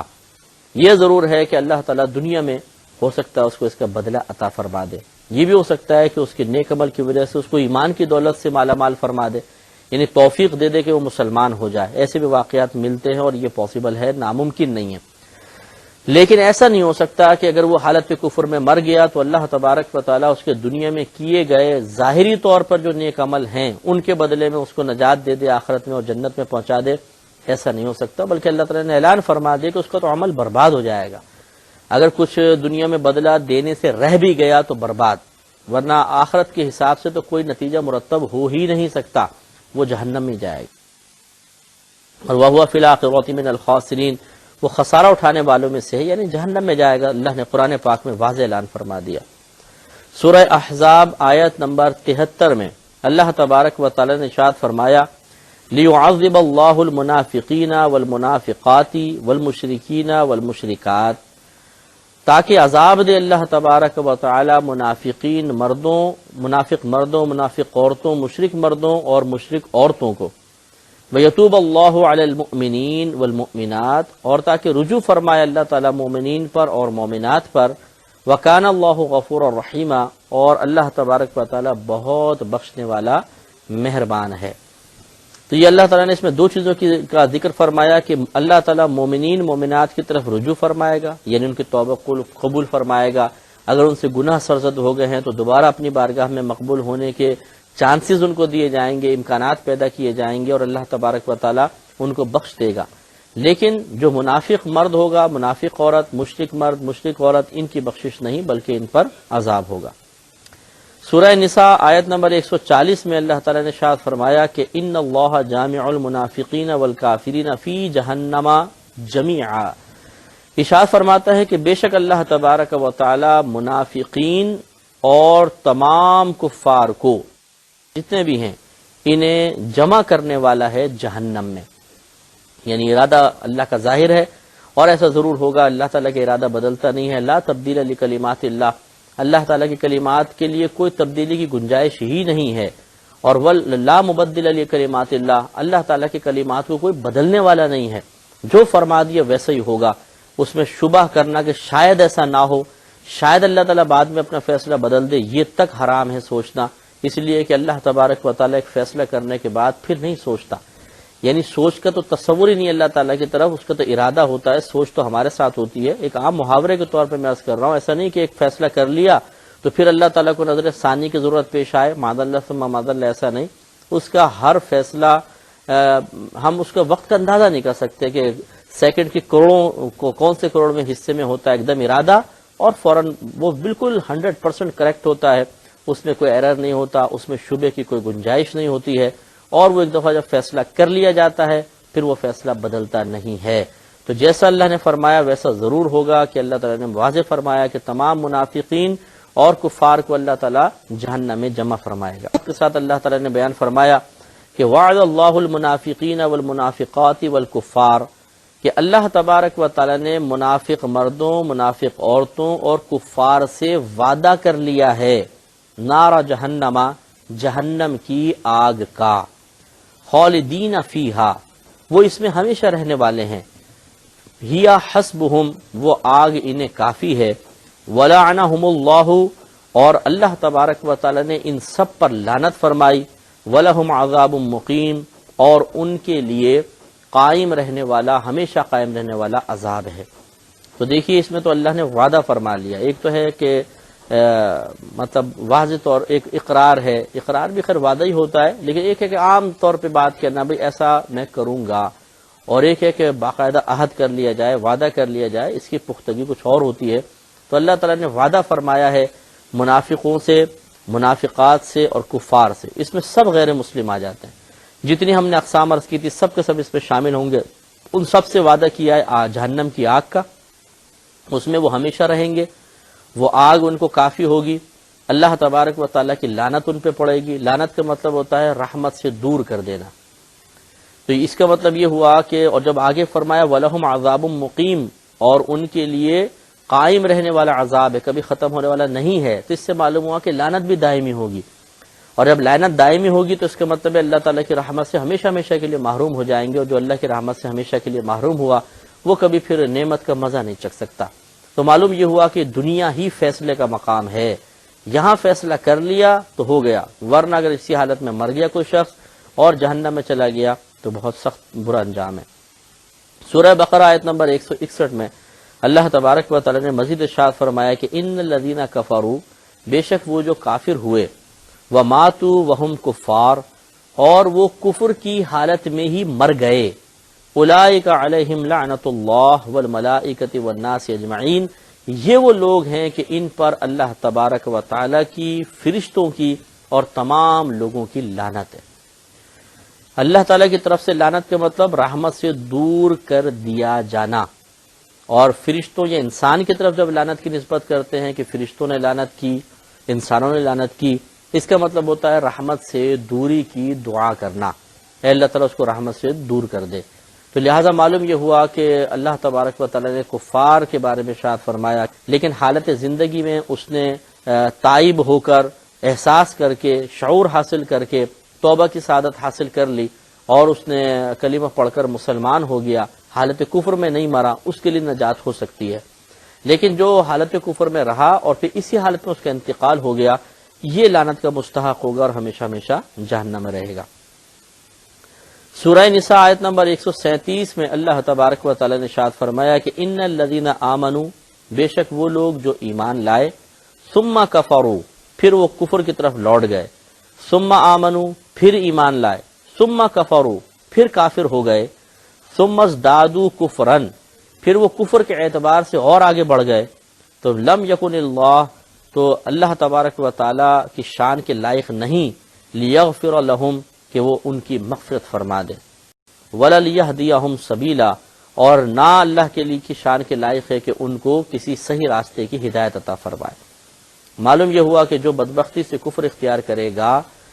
پہلے مسلمان ہوا، پھر وہ مرتد ہو گیا، پھر بالفرض ایمان لے آیا، پھر مرتد ہو گیا اور پھر اسی پہ قائم رہا، تو اللہ تبارک و تعالیٰ نے اس کے اوپر مغفرت کے دروازے بند کر دیے ہیں اور اسے کبھی بھی ہدایت پھر حاصل نہیں ہو سکتی ہے۔ سورہ آل عمران آیت نمبر 90 میں اللہ تعالیٰ نے ارشاد فرمایا کہ ان الذین کفروا بعد ایمانہم، بے شک وہ جو کافر ہوئے اپنے ایمان لانے کے بعد، ثم ازدادوا کفرا، پھر وہ کفر میں بہت بڑھ گئے،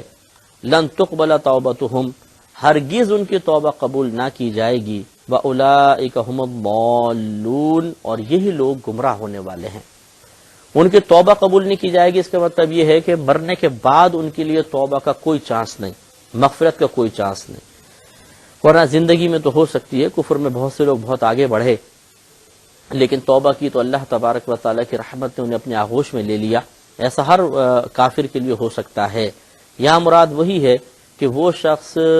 مطلب بہت آگے بڑھ گیا کفر میں اور پھر اسی حالت میں مرا، تو پھر اس کے جیسے گھر والے بالفرض اس کے لیے کوئی مغفرت کی دعا کر رہے ہیں، مسلمان نہیں کافر ہی کر رہے ہیں، اور اس کی نجات کے لیے کچھ اچھے عمل کر رہے ہیں، کوئی فائدہ نہیں، اللہ تبارک و تعالیٰ پھر اس کی بخشش نہیں فرمائے گا۔ ایک اور سورہ عنکبوت آیت نمبر 52 میں اللہ تعالیٰ نے ارشاد فرمایا کہ والذین آمنوا بالباطل، اور وہ لوگ جو باطل پر ایمان لائیں، وکفروا باللہ، اور اللہ تبارک و تعالیٰ کا انکار کریں، اولئک ھم الخاسرون، یہی لوگ خسارہ اٹھانے والے ہیں۔ جس کے نقصان اٹھانے کی نشاندہی اللہ تبارک و تعالیٰ کر دے، اس میں کیا شبہ رہ جاتا ہے؟ اگر ایک ماہر کاروباری بزنس مین، آپ ایک بزنس کر رہے ہیں اور وہ آ کے یہ کہہ دے کہ اس میں تم لاس اٹھاؤ گے، دیکھ لینا، اور کہیں کے نہیں رہو گے،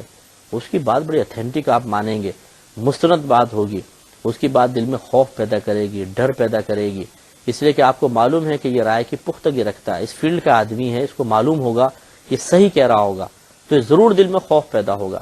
تو آپ خود سوچئے کہ جس چیز کی خبر پھر اللہ تبارک و تعالیٰ دے رہا ہو، اس میں کیا شبہ ہو سکتا ہے؟ تو اللہ تعالیٰ نے فرمایا کہ یہ خسارہ اٹھانے والے ہیں، اس کا مطلب یہ کہ ضرور خسارہ اٹھانے والے ہیں، اس لیے توبہ کی طرف مائل ہونا چاہیے اور اسلام پر غور و تفکر کرنا بہت ہی ضروری ہے۔ سورہ مائدہ آیت نمبر 86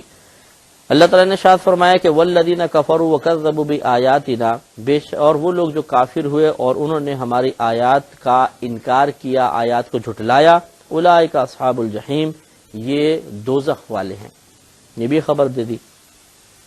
سورہ مائدہ آیت نمبر 36 میں ارشاد فرمایا کہ ان الذین کفروا، بے شک وہ جو کافر ہوئے، لو ان لہم ما فی الارض جمیعا ومثلہ معہ، کہ اگر بے شک ان کے لیے وہ تمام چیزیں ہوں، آخرت کی بات اللہ تعالیٰ فرما رہا ہے، وہ تمام چیزیں ہوں جو زمین میں ہیں، بلکہ اس کے ساتھ اسی کی مثل اور بھی ہو، یعنی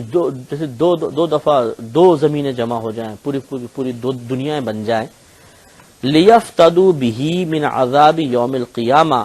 تاکہ وہ یہ کیوں جمع ہو جائیں؟ تاکہ وہ فدیے کے طور پر دے دے ان کو قیامت کے دن کے عذاب کے بدلے میں، یعنی گویا کہ کافر کو دو دنیایں مل جائیں، وہ کہے اللہ تعالیٰ یہ تو لے لے اور میرا عذاب ختم کر دے۔ اللہ تعالیٰ فرماتا ہے کہ ما تقبل منہم، یہ ان سے قبول نہیں کیا جائے گا، وَلَهُمْ عَذَابٌ علیم، اور ان کے لیے دردناک عذاب ہے۔ معلوم یہ ہوا کہ اب دیکھیں اللہ تبارک و تعالیٰ غیر محتاج ہے، بے نیاز ہے، وہ کسی بھی چیز سے اثر قبول کرنے سے بے نیاز ہے۔ ہم اثر قبول کرتے ہیں، کسی کو غمگین دیکھتے ہیں ہم غمگین ہو جاتے ہیں، کوئی ہنستا نظر آتا ہے ہمارا چہرہ بھی کھل جاتا ہے، کوئی خوشی میں نظر آتا ہے ہمیں خوشی ہوتی ہے، کوئی ہمیں ڈانٹ دیتا ہے ہم رنجیدہ ہو جاتے ہیں، صدمہ پیدا ہو جاتا ہے، اسی طرح کسی کی دولت کو دیکھتے ہیں رشک اور حسد پیدا ہو جاتا ہے، تو ہم چیزوں سے اثر قبول کرتے ہیں۔ اللہ تبارک و تعالی مؤثر نہیں ہے کہ وہ اثر قبول کرے، وہ تو مؤثر ہے، وہ اپنا اثر دوسروں پہ قائم فرماتا ہے، وہ کسی چیز کا اثر قبول نہیں کرتا۔ اس سے معلوم ہوا کہ دنیاوی مادی کتنی بھی ترقی کر لے کہ اللہ تعالی سے متاثر ہوگا، اور کیا اگر وہ پوری دنیا اللہ کی بارگاہ میں پیش کی جائے تو جیسے ہمارے سامنے ایک بریف کیس نوٹوں کا بھر کر پیش کر دیا جائے کہ حضرت یہ لے لے اور ہمارا یہ کام کر دیں، تو شاید ہماری آنکھوں میں چمک آ جائے گی کہ یار 100 کے 1000 کے نوٹ ہیں، چلو کام کر دینا چاہیے. 5,000 کی گڈیاں اگر بنی ہوں گی تو اور زیادہ آنکھیں پھٹ جائیں گی. تو یہ ہم اثر قبول کرتے ہیں. اللہ تعالیٰ کی ذات بے نیاز ہے, پوری کائنات کے خزانے اس کے دستے قدرت میں, جس کو چاہے جتنا چاہے جیسا چاہے جب چاہے عطا فرمائے, کون روک سکتا ہے؟ تو وہ اس کو متاثر ہوتا سمجھنا یہ بے وقوفی کی بات ہے, بالکل نادانی کی بات ہے کہ ہم یہ سوچیں شاید ہماری عبادت سے متاثر ہو جائے گا, شاید ہمارے کسی ہدیے تحفے سے, ہمارے صدقات سے اللہ تعالیٰ ہم سے متاثر ہو جائے گا. خوش ہونے کا الگ بات ہے, اور متاثر ہونا ایسا نہیں ہے. اللہ تعالیٰ مروب متاثر نہیں ہوگا. تو اللہ تعالیٰ نے اسی بے نیازی کو ظاہر فرمایا کہ اگر کافر بروز قیامت 2 دنیائیں اس کو مل جائیں اور وہ بھی پیش کرے تب بھی اللہ تبارک و تعالیٰ اس کو نہیں بخشے گا. اس میں ایک اپنی بے نیازی کی طرف اشارہ ہے, دوسرے کفر کی شدید ترین قباحت کو بیان فرمایا کہ یہ کفر اللہ تعالیٰ کے غضب کو اتنا بھڑکا دے گا, اتنا زیادہ بڑھا دے گا کہ بروز قیامت اللہ تبارک و تعالیٰ پھر عذاب کے علاوہ اس شخص کے لیے کسی اور چیز سے راضی نہیں ہوگا.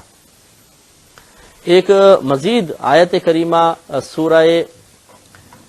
نساء کی آیت نمبر 56 ہے. اللہ تعالیٰ اس میں ارشاد فرماتا ہے کہ ان الذین کفروا بآیاتنا, بے شک وہ لوگ جنہوں نے ہماری آیات کا انکار کیا, سوف نصلیہم نارا, ان قریب ہم انہیں آگ میں داخل کریں گے, کلما نضجت جلودہم, جب بھی ان کی کھالیں جل جائیں گی, بدلناہم جلودا غیرہا, تو ہم ان کی کھالوں کو اس کھال کے علاوہ دوسری کھال سے بدل دیں گے, لیذوقوا العذاب, تاکہ وہ عذاب کو چکھیں, ان اللہ کان عزیزا حکیما, بے شک اللہ تبارک و تعالی غالب اور حکمت والا ہے, یعنی سب پر غالب ہے, حکمت والا ہے. تو یہ اللہ تعالیٰ نے ایک عذاب بیان فرمایا کہ جو لوگ انکار کرتے ہیں, ایمان نہیں لاتے, اللہ تعالیٰ کا انکار کرتے ہیں, آیات کا انکار کرتے ہیں, ان کا عذاب بڑا شدید ہوگا. یہاں دنیا کے اندر ہی تھوڑا سا عام آگ, چولہے کی آگ میں ہاتھ چلا جاتا ہے, جھلس جاتی ہے فوراً, اور کتنی اذیت اور تکلیف ہوتی ہے. کوئی بھی دوائی وغیرہ لگائیں ٹھنڈی, تب کچھ دیر میں جا کے ٹھنڈک ہوتی ہے اور پھر دیر میں وہ زخم ٹھیک ہوتا ہے. لیکن جہنم کی آگ جو دنیا کی آگ سے 1000 گنا زیادہ گرم ہے, اور پھر وہ جلائے گی کھال کو, اور وہ صحیح کرنے والا تو اللہ تعالیٰ نے ایک دم کھال بدل جائے گی. کتنی اذیت ہوگی, پورے جسم کو ایک دم آگ میں بھڑکا دیا جائے اور جھلس جائے پورا, کتنی شدید عذاب, پھر ٹھیک, پھر عذاب, پھر ٹھیک, پھر عذاب, پھر ٹھیک, پھر عذاب, پھر ٹھیک,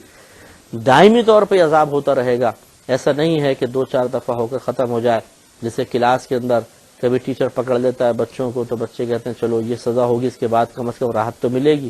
خوف بہت ہوتا ہے, لیکن جب مار پڑ جاتی ہے, خصوصاً جس کو پڑ گئے ڈنڈے وغیرہ, کان کھینچ دیا, تھپڑ مار دیا, جہاں اسکولوں میں ایسا ہوتا ہے, تو اس کے بعد اس کو ایک راحت سی ملتی ہے کہ چلو مصیبت آئی تھی, بڑا خوف تھا, ٹل گئی نا, ٹھیک ہے. تو یہ بھی ایک لمحہ خوشی ہوتا ہے, ایک راحت اور سکون کا سامان فراہم کرتا ہے. لیکن کافر کے لیے تو یہ بھی نہیں ہے. ایک تو ابھی سے جب میدان معاشر میں پہنچیں, بلکہ جب قبر میں ہی ہوں گے تو خوف کیا ہوگا ہمارا, اور وہاں پہ عذاب کا سلسلہ شروع. اور اس کے بعد یہ اطمینان کبھی حاصل نہیں ہو سکتا, یہ امید کبھی پوری نہیں ہو سکتی ہے کہ شاید ہمیں اللہ تعالیٰ بخش دے. یہ ہوگی ان کی امید, جیسے صحیح حدیثوں میں ہے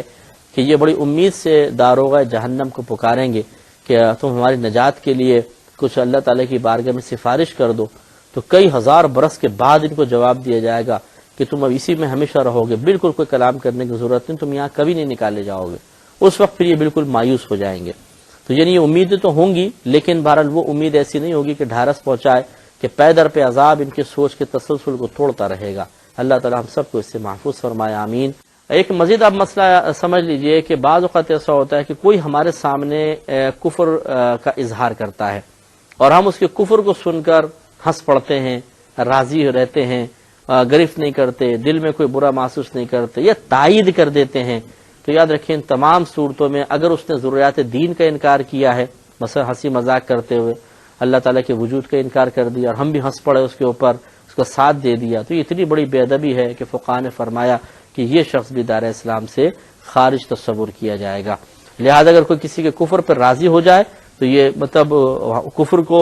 سن کر ہنس پڑے تو یہ رضا کی علامت ہے, تو ایسا شخص بھی دار اسلام سے خارج ہوگا. چنانچہ شرح فقہ اکبر میں ہے کہ من تکلم بکلمۃ الکفر وضحک بہ غیرہ تو کفرا. یہ کہتے ہیں کہ من تکلم بکلمۃ الکفر, جس نے کسی کلمہ کفر کا تکلم کیا, وضحک بہ غیرہ, اور اس کلمہ کفر پر اس کا دوسرا جو شخص تھا غیر تھا وہ ہنس پڑا, تو کفرا یہ دونوں کافر ہو جائیں گے. تو کیوں وہ کب ہوگا؟ جب صریح کفر ہوگا. اور کفر غیر اتفاقی کے اندر، یہ کفر غیر صریح کے اندر ہوگا تو ہم احتیاطاً ان کو حکم دیں گے کہ آپ تجدید ایمان اور تجدید نکاح کریں. اور اسی طریقے سے یہ کہتے ہیں کہ وَلَوْ تَكَلَّمَ مُذَكِّرٌ، اسی طرح اگر کوئی مذکر یعنی ذکر کرنے والا، کوئی وعظ کہنے والا کوئی کلمہ کفر کہہ دیتا ہے، وَقَبِلَ الْقَوْمِ، اور جو بیٹھی ہوئی سامنے قوم ہے اس نے اس کفر کو ایسے کیسے قبول کر لیا، قبل القوم ذالک، اور قوم نے بھی اس کفر کو قبول کر لیا، کفروا، تو سب کے سب کافر ہو جائیں گے. مثال کے طور پہ کسی شخص نے بیان کیا اور اس نے معاذ اللہ ثم معاذ اللہ نبی کریم صلی اللہ علیہ وسلم کی شان میں صراحتاً گستاخی کر دی،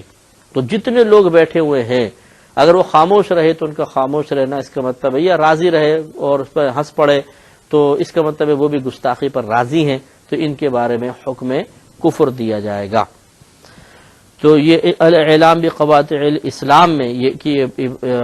عبارت ہے. اور اسی طرح شریف کے اکبر کی عبارات ان کی سب یہ ظاہر کرتی ہیں کہ انسان اگر کسی کی بات سن کر، کفریہ بات سن کر ہنس پڑتا ہے تو وہ دار اسلام سے خارج ہوگا. تو اچھی طریقے سے توجہ رکھنی چاہیے. لیکن مسئلہ وہی ہے کہ ضروریات دین کا علم حاصل کرنا فرض عین ہے، اور ضروریات دین کے علاوہ چیزوں کا علم حاصل کرنا فرض عین تو نہیں لیکن اچھا بہتر ہے. تو اس لیے اب اگلا مسئلہ یہی ہے کہ اگر ضروریات دین میں سے کسی شے کا انکار کیا گیا اور ہم اس پر ہنس پڑے اور یا اس کو تائید کر دی اس کی، اور بعد میں ہم کہتے ہیں ہمیں تو یہ علم ہی نہیں تھا، تو یہ عذر قابل قبول نہیں ہوگا، کیونکہ ہمیں اس کا علم سیکھنا فرض تھا.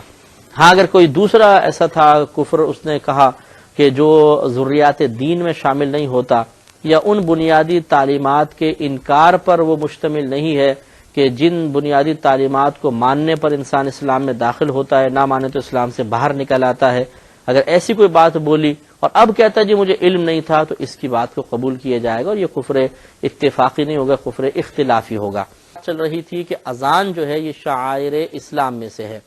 یعنی اسلام کی بنیادی علامات میں سے ایک ہے کہ اگر کوئی شخص اذان دے رہا ہوگا تو ہم ضرور اسے مسلمان کہتے ہیں، اور یہی اس کے شعائر اسلام میں سے ہونے کی علامت ہے کہ جب اس علامت کو دیکھا جاتا ہے تو انسان جس چیز کی وہ علامت ہے اس چیز کی طرف فوراً ذہن جاتا ہے.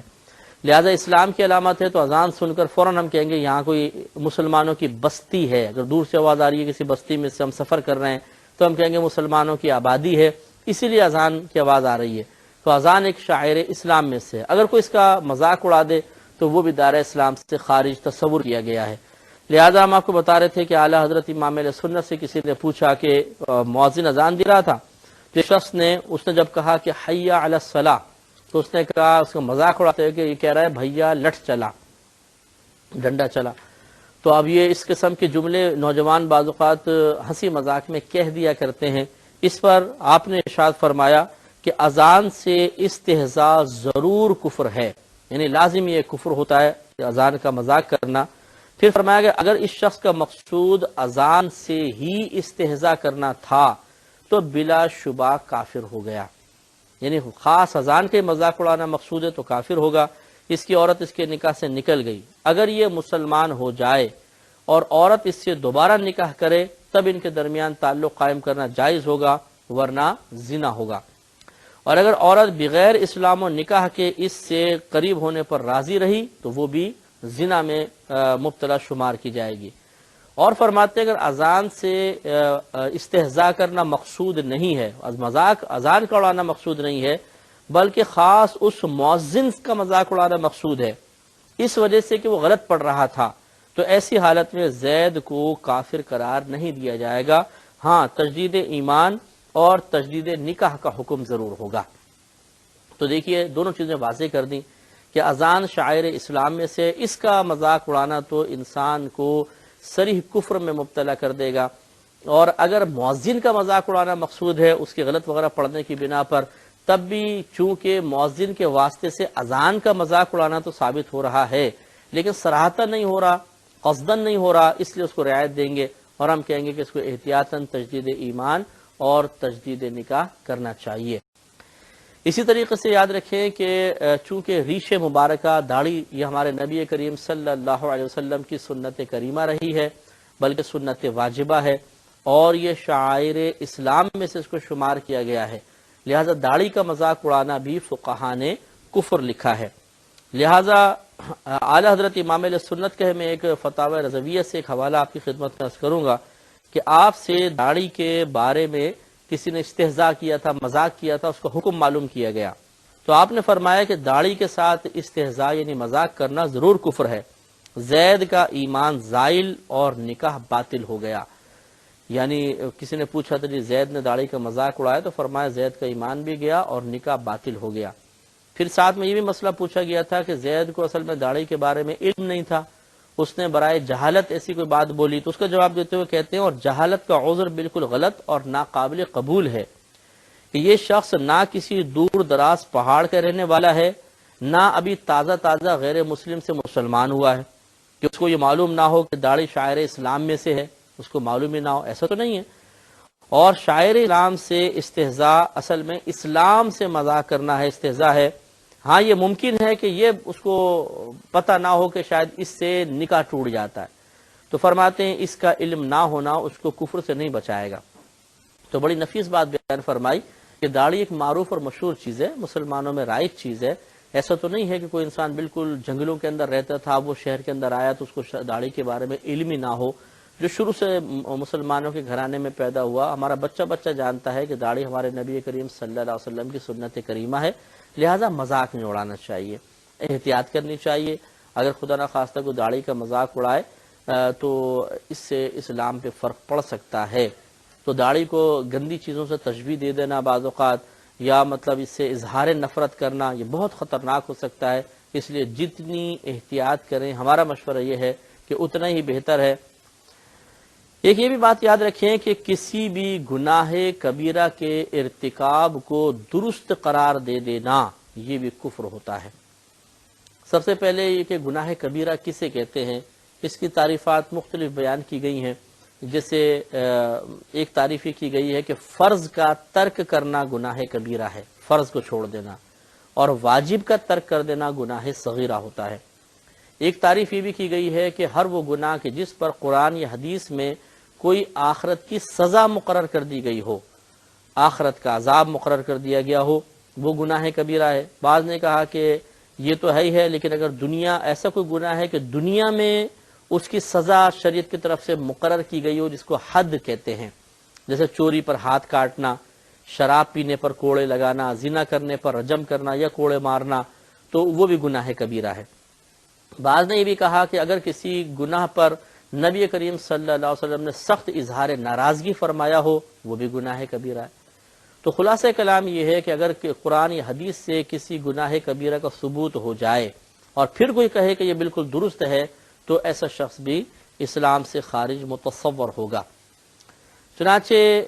اسی طرح کسی گناہ کبیرہ کا ارتکاب کرنے کے بعد اس کو اچھا کہنا کہ میں نے اچھا کیا ہے، ایک ہے کہ اس کو گناہ کبیرہ کو درست کہنا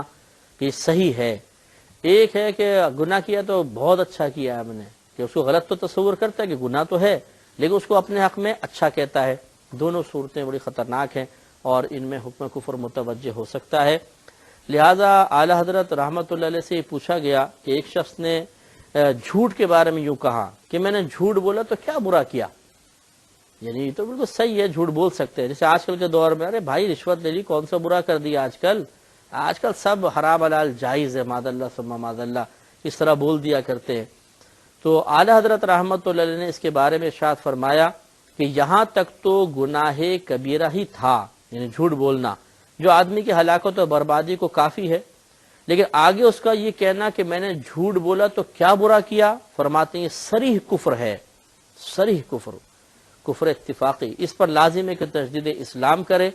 اور اگر شادی شدہ ہے تو بعد قبول اسلام دوبارہ نکاح کرنا بھی اس کے لیے ضروری ہے۔ اگر کوئی ظالم ہے اس سے آدمی گھبراتا ہے، اس کی طرف سے تکلیف پہنچنے کے اندیشے کی وجہ سے، یا کوئی بھیانک صورت والا ہوتا ہے تو ڈر لگتا ہے، یا کوئی اس کے بیماری وغیرہ اس کے اندر ہے تو اس سے ڈر لگتا ہے۔ اللہ تعالیٰ تو ان تمام علائشوں سے، سب چیزوں سے ہمارے ذات سے پاک و صاف ہے، اور وہ تو بڑا رحیم ہے، کریم ہے، ماں ہزار ماؤں سے زیادہ مہربان ہے، تو خود اس کی ذات سے ڈر کیسا؟ تو حقیقتاً جہاں اللہ نے فرمایا کہ مجھ سے ڈرو، اس کا مطلب یہ ہے کہ میری گرفت سے ڈرو، میرے غضب سے ڈرو، میرے عذاب سے ڈرو۔ تو اب اگر وہ کہہ رہا ہے میں اللہ کے عذاب سے نہیں ڈرتا، تو گویا کہ وہ اللہ تعالیٰ کے حکم کی صراحتاً نافرمانی کر رہا ہے اور عمل کے انکار کے ذریعے کر رہا ہے۔ ایک ہے کہ عمل کے ذریعے کرنا، اللہ تعالیٰ نے حکم فرمایا نماز پڑھو، ایک آدمی سستی کرتا ہے نماز نہیں پڑھتا، یہ بھی حکم نہ ماننا ہے، لیکن یہ کوئی اس حکم کا انکار نہیں ہے، حکم کو مان رہا ہے کہ ہاں یہ حکم تو ہے نماز کا، میں مانتا ہوں فرض ہے نماز، لیکن کوتاہی کر رہا ہے۔ اور ایک شخص ایسا جو کہے کہ میں نماز کی فرضیت ہی نہیں مانتا، تو اب وہ انکار کر رہا ہے، اللہ تعالیٰ کی فرض کردہ ایک چیز کا انکار کر رہا ہے، تو ایسی صورت میں اس پہ حکم کفر ہوگا۔ تو اب یہاں پر کوئی شخص اگر گناہ گار ہے تو اس کا عمل دیکھ کر ہم یہ ضرور کہیں گے کہ اس کے دل میں اگر جہنم کا خوف ہوتا تو یہ گناہ کیوں کرتا، اس کا مطلب یہ جہنم سے نہیں ڈرتا، تو یہ آپ نے ایک نتیجہ مرتب کیا، لیکن یہاں اس کا یہ عمل کفر نہیں کہلائے گا۔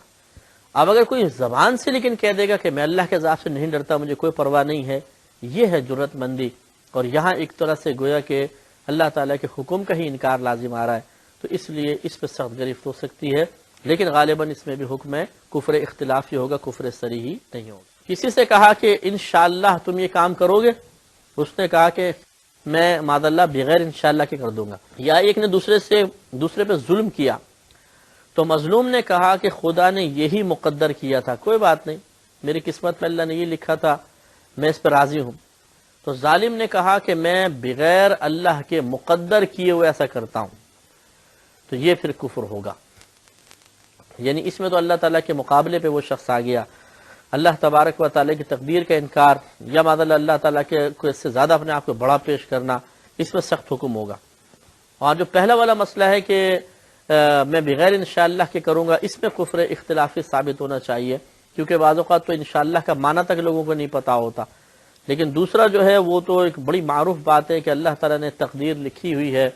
چیزیں مقدر کی ہوئی ہیں، اور ہمیں اس کا تابع رہنا بھی چاہیے، عقیدہ رکھنا چاہیے کہ جو اللہ تعالیٰ نے لکھا ویسے ہی ہوگا، لیکن ہمارے اپنی کوتاہی، ہماری نافرمانی کی وجہ سے ہمیں گرفت کا سامنا کرنا پڑے گا۔ ایسا نہیں کہ ہم اس لکھے ہوئے کے بارے میں کہیں جی چونکہ اللہ نے لکھ دیا تو میں نے ایسا کر دیا، یہ ہم نے تقدیر کے مسئلے میں آپ کو واضح طور پہ تفصیل سے بتایا تھا۔ تو لہٰذا ایسے شخص کی گرفت ضرور ہوگی اور سخت گرفت ہوگی، کیونکہ اس نے مسئلہ تقدیر میں صراحتاً انکار کا سا کلام کیا ہے، تو اس میں سخت گرفت کے امکانات ہیں۔ کسی مسکین نے اپنی محتاجی کو دیکھ کر یہ کہا کہ اے خدا فلاں بھی تیرا بندہ ہے، اس کو تو نے کتنی نعمت عطا فرمائی اور میں بھی تیرا بندہ ہوں، اور تو مجھے اس قدر رنج و تکلیف میں رکھتا ہے، یہ کیسا انصاف ہے؟ تو فقہا نے فرمایا کہ ایسا کہنا بھی کفر ہے، لیکن غالباً یہ کفر اختلافی ہوگا۔ بعضوں نے کہا کہ کفر اختلافی ہے اگر وہ اللہ تعالیٰ کو بے انصاف تصور نہیں کرتا، بلکہ اس وجہ سے اس کو چونکہ سمجھ میں نہیں آ رہا، اس نے اگر کہا تو گنجائش نکلے گی، لیکن اگر اس کا نظریہ اور عقیدہ یہی ہے کہ وہ اللہ کو معاذ اللہ غیر عادل اور انصاف نہ کرنے والا ہی تصور کر کے یہ بات بول رہا ہے، تو پھر کفر صریح ہوگا۔ انبیاء علیہ السلام کی توہین کرنا، ان کی شان میں گستاخی کرنا، یا معاذ اللہ ان کو بے حیائی اور فحش چیز کی طرف منسوب کر دینا، یہ سب کا سب کفر ہے اور بہت سخت حکم ہے اس میں۔ تو اس لیے نبی کریم صلی اللہ علیہ وسلم کی شان میں گستاخی کرنے والا کافر و مرتد ہوگا۔ پچھلے انبیاء علیہ السلام کے میں نے آپ کو بتایا تھا کہ ان کے جو واقعات ہیں اکثر یہ ان صحابہ سے ہم تک پہنچے کہ جو پہلے یا تو یہود سے تعلق رکھتے تھے، یہودی مذہب سے، پھر مسلمان ہوئے تھے، یا یہودیوں کی صحبت میں بہت زیادہ رہتے تھے، ان سے اسرائیلی روایات لی تھی، اور ان اسرائیلی روایات میں یعنی جو بنی اسرائیل میں روایات چلتی تھی انہیں اسرائیلی روایات کہتے ہیں۔ جب یہ مسلمانوں کے درمیان عام ہوئی تو اس میں پھر حکم شرعی رکھا گیا کہ جن اسرائیلی روایات کے مضامین ہمارے قرآن و حدیث کے مضامین کے موافق ہوں گے ہم انہیں قبول کریں گے، کیونکہ ان کا انکار تو پھر قرآن و حدیث کا انکار ہو جائے گا، اور جو نہ مخالف ہے نہ موافق اس میں ہم خاموش رہیں گے، اور جو بالکل صراحتاً مخالف ہیں اس کا انکار کیا جائے گا۔ ان کو بیان کرنا، ان پہ اعتقاد رکھنا حرام، گناہ کبیرہ اور بعض صورتوں میں کفر ہے۔ تو ان اسرائیلی روایات میں بعض بڑی رتب و یابس پر مشتمل ہیں اور غلط قسم کے واقعات پر کہ نبیوں کی طرف غلط کاموں کی، دھوکے کی، قتل کی، جھوٹ کی نسبت، معاذ اللہ زنا تک کی نسبتیں اس میں کر دی گئی ہیں۔ تو ہم کوئی ایسی روایت کو بیان کرے اور یہ اعتقاد رکھے کہ نبیوں سے ایسا ہو سکتا ہے تو وہ دائرہ اسلام سے خارج ہوگا۔ اس لیے بنی اسرائیلی روایات اگر مستند ذرائع سے آپ کے پاس آئیں جیسے بخاری کے اندر ہیں، مسلم کے اندر ہیں تو بیان کر دیں، ورنہ اجتناب کریں۔ جو شخص نبی کریم صلی اللہ علیہ وسلم کو انبیاء علیہ السلام میں سے سب سے آخری نبی تصور نہ کرے، یا نبی کریم صلی اللہ علیہ وسلم کو عیب لگائے، کوئی بھی عیب کی نسبت آپ کی طرف کر دے، حتیٰ کہ آپ کے منہ مبارک کی تحقیر کرے، آپ کے لباس مبارکہ کو گندا یا میلا بتائے، معاذ اللہ، نبی کریم صلی اللہ علیہ وسلم کے ناخنوں کو برا بھلا کہے، ان کو بڑا کہے، فرماتے ہیں یہ سب کفر ہے۔ بلکہ یہ کہتے ہیں یہ تو کفر ہے، اور صریح کفر ہوگا کہ نبی کریم کی شان میں گستاخی صراحتاً کفر ہے۔ بلکہ اگر کسی کے کہنے پر، کہ کسی نے یوں کہا کہ نبی کریم صلی اللہ علیہ وسلم کو کدو پسند تھا، آپ تناول فرماتے تھے، اور وہ کہے کہ مجھے پسند نہیں جواب میں، تو بعض علماء نے فرمایا کہ اگر تو وہ اس لیے پسندیدگی کا اظہار کر رہا ہے کہ چونکہ نبی کریم نے استعمال کیا اس لیے مجھے ناپسند ہے، تو پھر تو وہ کافر ہوگا، صریح کفر ہے کہ نبی کریم سے ایک بغض اور کینہ رکھا ہوا ہے۔ اور اگر ایسا نہیں ہے، بلکہ بحیثیت سنت کے وہ کہتا ہے یہ بہت اچھی چیز ہے لیکن طبیعت کے موافق نہیں ہے، میری طبیعت کو پسند نہیں ہے، تو اب اس صورت میں بعض نے اب بھی اس کو کفر لکھا لیکن کفر اختلافی لکھا، تو بڑی احتیاط کرنی چاہیے۔ جس چیز کو رحمت کونین صلی اللہ علیہ وسلم پسند فرمائیں، تناول فرمائیں، اس کی توہین تحقیر بالکل نہیں ہونی چاہیے۔ ایک تو اصل میں کفر صریح جو ثابت ہوگا اس صورت میں کدو والے مسئلے میں اسی وقت ہوگا کہ جب یہ نبی کریم صلی اللہ علیہ وسلم کے پیش نظر کہ آپ کو چونکہ پسند تھا اس لیے مجھے ناپسند ہے، تو پھر یہ ہم کفر کہیں گے، ورنہ احتیاطی کرنی چاہیے۔ جو ہی کسی نے کہا کہ نبی کریم صلی اللہ علیہ وسلم کھانا تناول فرمانے کے بعد 3 بار اپنی انگلیوں کو چاٹ لیا کرتے تھے، اس پر کسی نے کہا یہ تو ادب کے خلاف ہے، معاذ اللہ ثم معاذ اللہ، تو یہ بھی کفر ہے، کیونکہ نبی کریم کوئی بے ادبی کا کام کریں گے، ایسا کیسے ہو سکتا ہے؟ ہاں یہ ضرور ہے کہ اگر کوئی موجودہ دور میں نبی کریم صلی اللہ علیہ وسلم کے کسی ایک فعل کو اس لیے ترک کر دیتا ہے کہ اس محفل میں بیٹھے ہوئے بعض لوگوں کو شاید وہ عمل سمجھ میں نہ آئے، پسند نہ آئے، اور وہ کوئی نازیبہ کلمہ کہہ کے اپنے ایمان کو خطرے میں نہ ڈال دیں اور وہ رک جائے، تو یہ ایک حکمت ہے اور اس میں کوئی حرج نہیں ہے۔ سینکڑوں مقامات پر ہم حکمت کا مظاہرہ کرتے ہیں، وہاں پہ جوش جذبے کو دبا لیتے ہیں، لیکن ایسے موقع پہ ہم نے دیکھا ہے بعض اوقات کہ کھل کر کرنے کی کوشش کرتے ہیں، اور پھر وہ سامنے والے کوئی جاہل قسم کے لوگ ہوتے ہیں، کم علم قسم کے بعض اوقات لوگ ہوتے ہیں، وہ تنقید کر دیتے ہیں اور ان کا ایمان خطرے میں پڑ جاتا ہے۔ جیسے شادی بیاہ کے اندر مطلب اب جیسے ایک طریقہ تھا صحابہ کرام کا، وہاں گرمی بہت ہوتی تھی، دھوپ بہت زیادہ عرب کی آپ کو پتہ ہے، تو وہ کھانا کھاتے تھے تو ہاتھ پہ چکنائی لگ جاتی تھی، تو بعض اوقات اس کو اپنے پنڈلیوں سے مل دیتے تھے، وہ بھی خاص طور پہ اعرابی صحابی جو دیہاتی گاؤں کے رہنے والے ہوتے تھے، پنڈلیوں پہ مل کے چکنائی صاف کر لی، چلے گئے۔ اب وہ کیا ہے، دھوپ اتنی زیادہ چکنائی اڑ جاتی تھی، کوئی بدبو اسمیل کچھ بھی نہیں ہے۔ آج اگر کوئی شادی بیاہ کی محفل میں بولے کہ جی میں تو وہ جو عمل کرتے تھے ان کے مطابق عمل کروں گا، چاول کھائے، شوربے وغیرہ میں ہاتھ گیا، چکنائی ہاتھ میں، اگر وہ راند سے صاف اپنے پنڈلیوں سے صاف کر رہا ہو اور اوپر پھر شلوار آ جائے، پینٹ آ جائے، اب خود سوچئے کہ بدبو کتنی ہوگی پیروں کے اندر، کیونکہ ہمارے یہاں اتنی تیز دھوپ تو نہیں ہے، اور پھر اوپر کپڑا ڈھکا ہوا ہے، اور پھر دیکھنے والے جو ہیں وہ اس عمل کو کے اوپر کیا کیا مطلب اپنے تبصرے کریں گے، کن کن تاثرات کا اظہار کریں گے، کیونکہ سب لوگوں کو تو علم نہیں ہے۔ اچھا علم بھی ہے تو پھر بھی بہرحال ایک طرز زندگی بدل گیا ہے، اور وہ بھی اگر کرتے تھے تو عبادت کے قصد و ارادے سے تو نہیں کرتے تھے، ان کے یہاں ایک عادتاً یہ چیز رائج تھی، تو عادت کو اپنانا کوئی لازم نہیں ہوتا، ہاں عبادت کو اپنانا لازم ہے۔ نبی کریم صلی اللہ علیہ وسلم نے جو عبادتیں اختیار فرمائیں جنہیں سنن الہدا کہتے ہیں، اور یہ جو عادات ہوتی ہیں انہیں سنن زوائد کہتے ہیں، تو اس لیے کس مقام پر کتنی شدت کرنی ہے، کس مقام پر کتنے اعتدال سے کام لینا ہے، یہ ایک تبلیغ دین کرنے والے کو خصوصی طور پہ معلوم ہونا چاہیے، ورنہ ہم نے دیکھا ہے کہ اور پھر معاذ اللہ ثم معاذ اللہ، اور معذرت کے ساتھ یہی کہنا پڑے گا کہ خود عمل کرنے والا بیچارہ صاحب حکمت نہیں ہوتا، سامنے والوں کو جہالت کا لیبل لگانا، صرف ان کو لگا دینا اور اپنے بارے میں بے فکر ہو جانا مناسب نہیں، بلکہ اپنے بارے میں غور کریں کہ آپ نے اس غلطی کا مظاہرہ کیوں کیا کہ لوگوں کو آپ نے کہنے کے اوپر مجبور کر دیا، اور بظاہر مطلب ایک ایسا عمل جو لوگوں میں رائج نہیں ہے، لازم بات ہے وہ تنفر پیدا کرے گا۔ تو اس لیے کوشش کر کے نبی کریم صلی اللہ علیہ وسلم کے جو طریقے ہیں ان کو بہت ہی احسن انداز سے اور حکمت کے ساتھ اختیار کیا جائے، کہ زمانہ بہت نازک ہے، اس لیے نہیں کہ وہ طریقے معاذ اللہ اچھے نہیں ہیں، وہ بڑے پیارے طریقے ہیں ہمارے نبی کریم کے، ہر طریقہ بہت پیارا ہے، اور چاہے لوگوں کو سمجھ میں آئے نہ آئے طریقہ تو پیارا ہی رہے گا، لیکن بہرحال اس لیے تاکہ لوگ معاذ اللہ کسی کفر میں مبتلا نہ ہو جائیں، غلطی میں مبتلا نہ ہو جائیں، تو پہلے احسن طریقے سے اپنی دیگر کوششوں سے اور تعلیمات کے ذریعے ان کے دل میں سنت کی محبت، عمل مصطفیٰ صلی اللہ علیہ وسلم کی محبت ڈالی جائے، جب ذہن بن جائے تو پھر اعلانیہ طور پہ بھی آپ کام کر سکتے ہیں، ویسے احتیاط کرنا ہی لازم ہوگا۔ اسی طرح کسی نے کہا کہ جیسے داڑھی شریف نبی کریم صلی اللہ علیہ وسلم کی سنت کریمہ ہے، امامہ پہننا سنت کریمہ ہے، ان کا مذاق اڑایا، ان کے بارے میں الٹے سیدھے جملے بولے تو اس کا بھی، یا ان کی توہین کی، تو اس کے اوپر بھی علماء نے یہ فرمایا کہ یہ کفر ثابت ہوگا، کیونکہ نبی کریم سے ان کو نسبت ہے۔ لیکن وہی بات ہے کہ اگر نبی کریم کی سنت کے قصد و ارادے سے کہ میں سنت نبوی کی توہین کر رہا ہوں تو پھر تو کفر صریح ثابت ہوگا، اور اگر ایسا نہیں ہے بلکہ مثلا کسی شخص کی داڑھی دیکھی، بے ترتیب داڑھی ہے، لمبی داڑھی رکھی ہوئی ہے اور عجیب و غریب اس نے اپنا حلیہ بنایا ہوا، اس وجہ سے وہ داڑھی کے اوپر کوئی جملے بولتا ہے، تو حقیقتاً وہ داڑھی پہ نہیں کہہ رہا بلکہ اس شخص کے ایک غلط طرز عمل کو اختیار کرنے کے اوپر اس کا تبصرہ ہے، پھر بھی احتیاط کرنی چاہیے، لیکن اس کو ہم کفر نہیں کہیں گے اور احتیاط کریں گے، اور لیکن اس کو سمجھائیں گے کہ آپ ایسا نہ کریں۔ تو خلاصہ کلام یہ ہے کہ اگر سنت کی توہین مقصود ہو، نبی کریم صلی اللہ علیہ وسلم کی توہین مقصود ہو کسی مقام پر، تو کفر صریح ہے، اور اگر ایسا نہیں ہے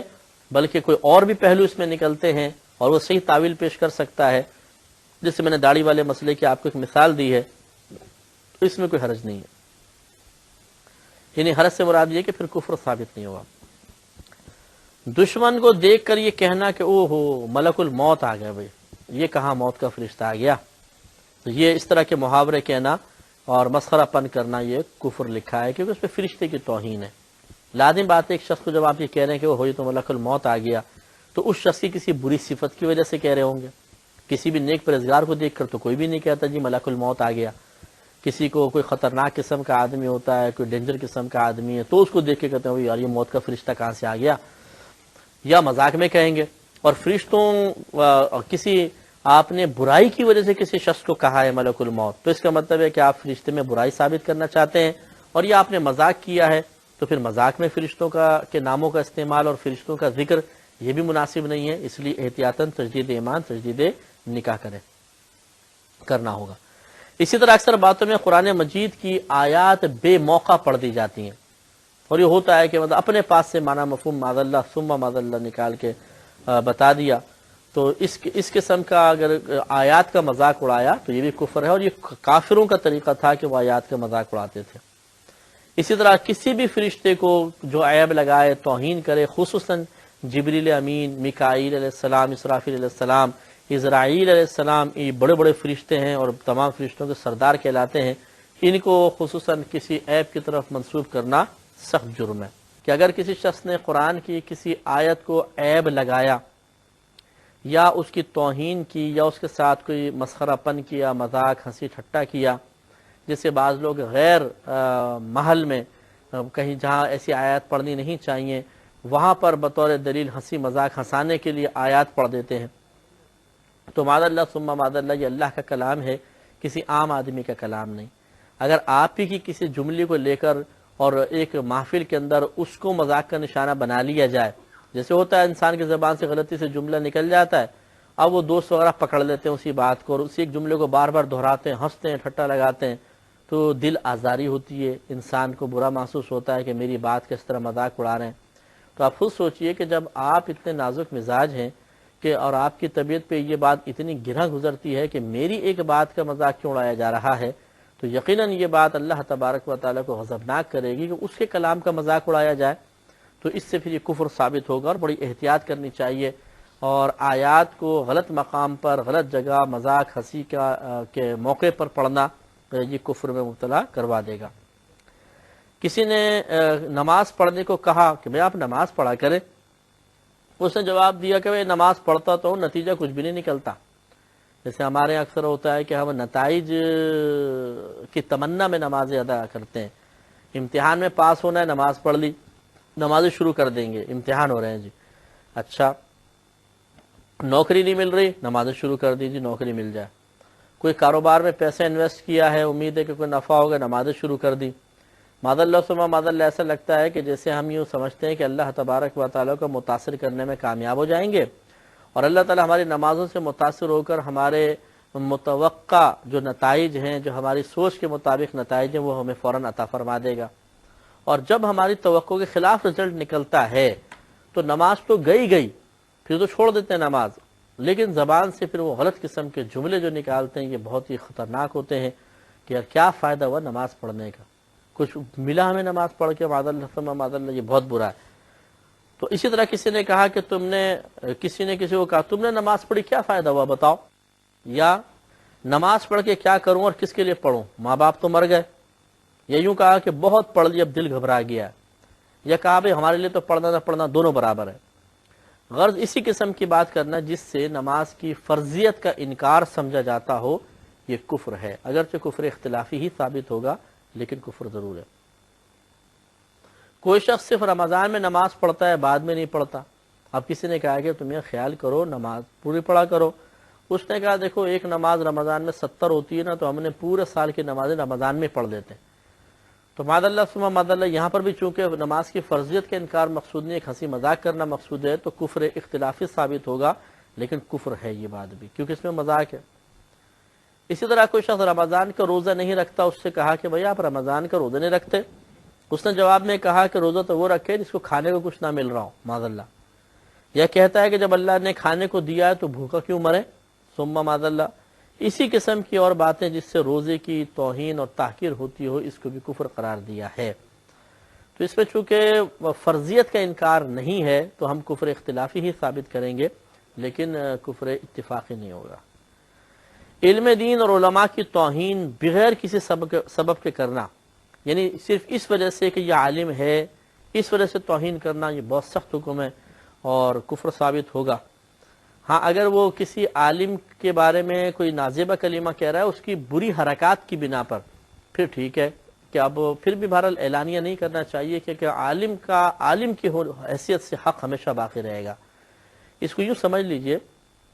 اور اس بات کو ہمارے بھائی بہن بعض اوقات نہیں سمجھ پاتے ہیں، کہ اگر آپ کے ماں باپ گناہ کرتے ہیں، گناہ کبیرہ میں مبتلا ہے، کبھی بھی ایسا نہیں ہوگا کہ آپ باہر جا کے اعلانیہ طور پہ اپنے ماں باپ کے بارے میں لوگوں کو بتائیں کہ گھر میں ہمارے ماں باپ یہ کر رہے ہیں، اگرچہ وہ گناہ کبیرہ کر رہے ہوں گے۔ وجہ کیا ہے؟ وجہ یہ کہ گناہ اپنے مقام پر، لیکن ان کا ادب اور احترام اور تعظیم اپنے مقام پر۔ آپ خیال کرتے ہیں کہ ہیں تو ماں باپ نا، ہاں غلط کام کر رہے ہیں مانتے ہیں، لیکن سب کے سامنے ہم کہیں گے نہیں۔ لیکن جب کوئی عالم دین کی باری آتی ہے، کوئی معظم دینی کی باری آتی ہے، تو وہاں پر اعلان جا کے کریں گے، دوسروں کو بتائیں گے جا کر، اور کوئی ادب نہیں، کوئی احترام نہیں۔ اس کا مطلب ایک عالم دین ہے، ایک مفتی ہے، اس کی آپ کی نگاہ میں ماں باپ سے بھی کم اہمیت ہے، حالانکہ وہ عالم کا درجہ چاہے وہ گناہ گار ہی کیوں نہ ہو، اس کے علم کی بنا پہ اللہ کی بارگاہ میں بڑا مقبول درجہ ہوتا ہے۔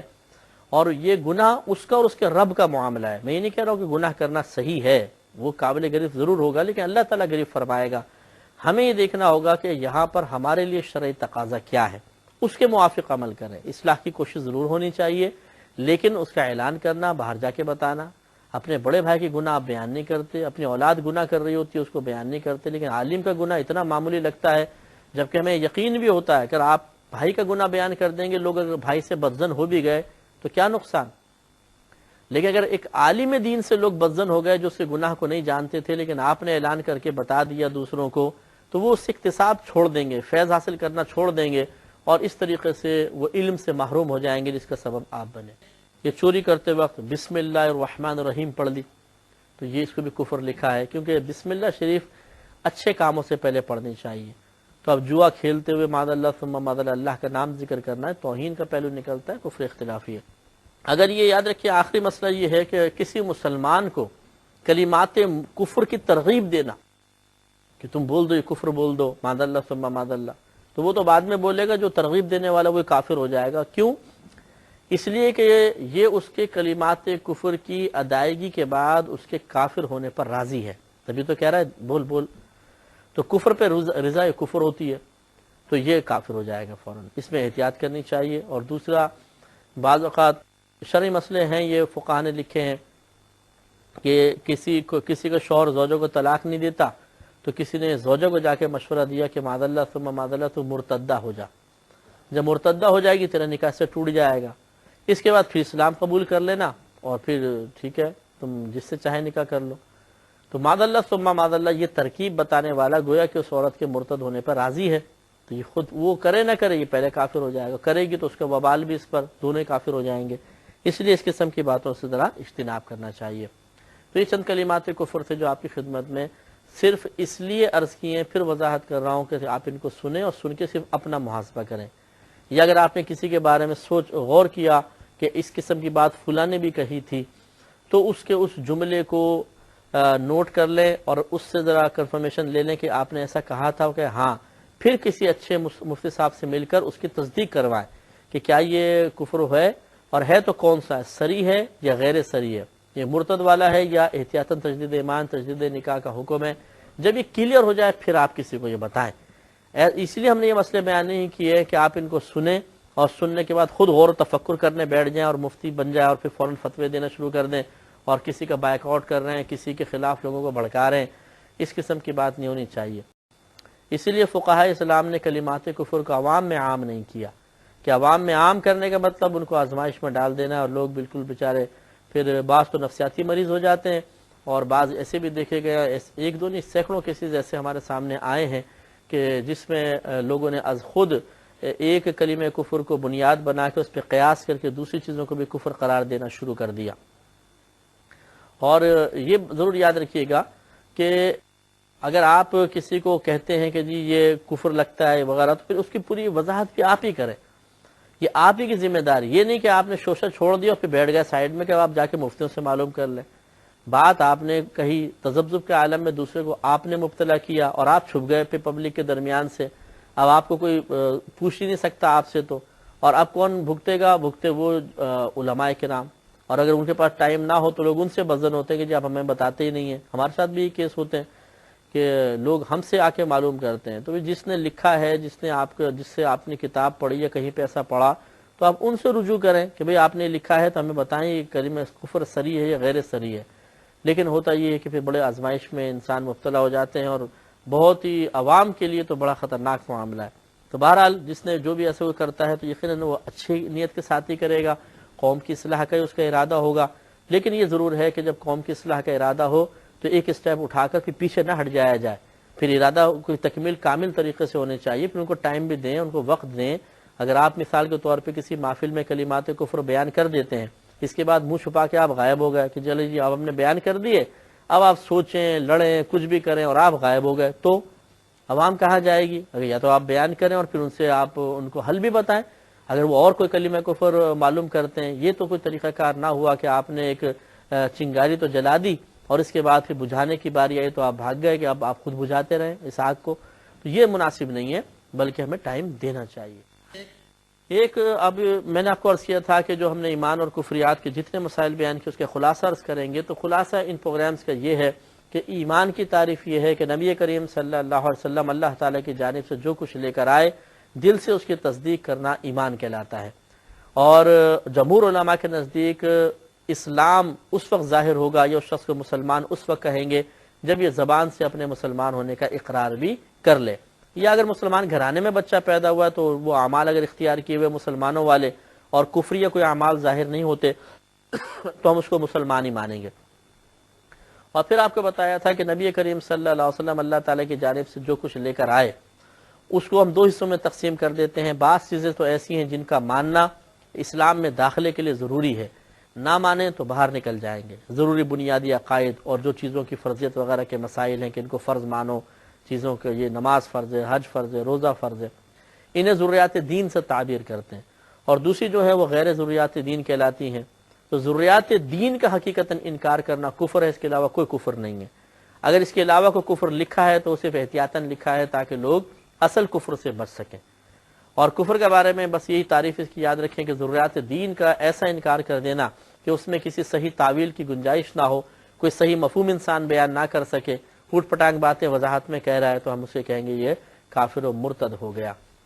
تو اگر کوئی ضروریات دین کا انکار کرتا ہے وہ کافر ہو جاتا ہے، مرتد ہو جاتا ہے، اور اب بغیر اس کا نکاح ٹوٹ جاتا ہے، اعلانیہ اس کو توبہ کرنی ہوگی اور تجدید نکاح ایمان لازم ہے، اس پہ تجدید نکاح لازم ہے۔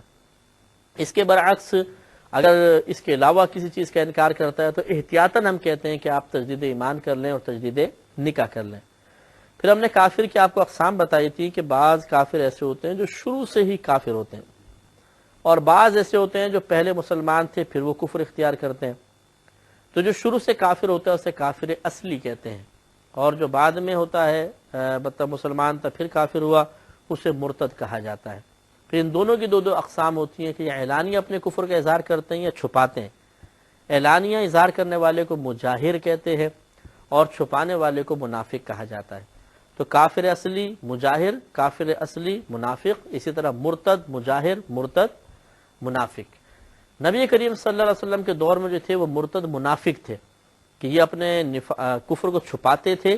اور اسلام لانے کے بعد پھر انہوں نے کفر کو اختیار کیا تو مرتد بھی تھے اور منافق بھی تھے، اور اس لیے جہنم کے سب سے نچلے طبقے میں جائیں گے۔ اگر خدا نہ خواستہ کسی شخص سے ارتداد سرزد ہو جاتا ہے تو اگر حکومت اسلامیہ ہوتی تو حاکم اسلام اس کے اوپر اسلام کو 3 دن تک پیش کرے گا، وہ قبول کر لے ٹھیک، نہیں کرے گا تو اسے قتل کر دیا جائے گا۔ لیکن جیسے آج کل کے دور میں ہے کہ حکومت اسلامیہ نہیں ہے، تو اس میں کم از کم اتنا ہے کہ اگر کوئی کلمہ کفر کہتا ہے اور پھر اس سے توبہ نہیں کرتا تو اس سے پھر ملنا جلنا چھوڑ دیا جائے تاکہ اس کو اپنے گناہ کا احساس ہو۔ اور یہ جو جملہ کہا جاتا ہے کہ گستاخ رسول کی توبہ قبول نہیں ہے، اس کا مطلب یہ ہے کہ اگر وہ اللہ کی بارگاہ میں توبہ کرے گا تو اللہ کے نزدیک تو توبہ قبول ہو جائے گی، لیکن قاضی اسلامی سزا ضرور اس پر جاری کرے گا۔ یہی اسلامی سزا کا ضرور جاری کیا جانا، اسے ہم اس کو ان الفاظ سے تعبیر کرتے ہیں کہ گستاخ رسول کی توبہ قبول نہیں ہوتی۔ تو یہ لہٰذا وہ جو اللہ کی بارگاہ میں توبہ کر رہا ہے وہ یقیناً مقبول ہے، وہ گناہ معاف ہو جائے گا، لیکن دنیاوی قانون کے اعتبار سے ایسے شخص کو معاف اس لیے نہیں کیا جائے گا چھوڑ دیں تو لوگ پھر جرت مند ہو جائیں گے۔ تو یہ تھوڑا سا خلاصہ تھا جو ہم نے آپ کی خدمت میں عرض کیا۔ اللہ تعالیٰ سے دعا ہے کہ ان تمام تعلیمات کو اپنے ذہن میں محفوظ رکھنے کی توفیق عطا فرمائے، آمین۔ وآخر دعوانا ان الحمد للہ رب العالمین۔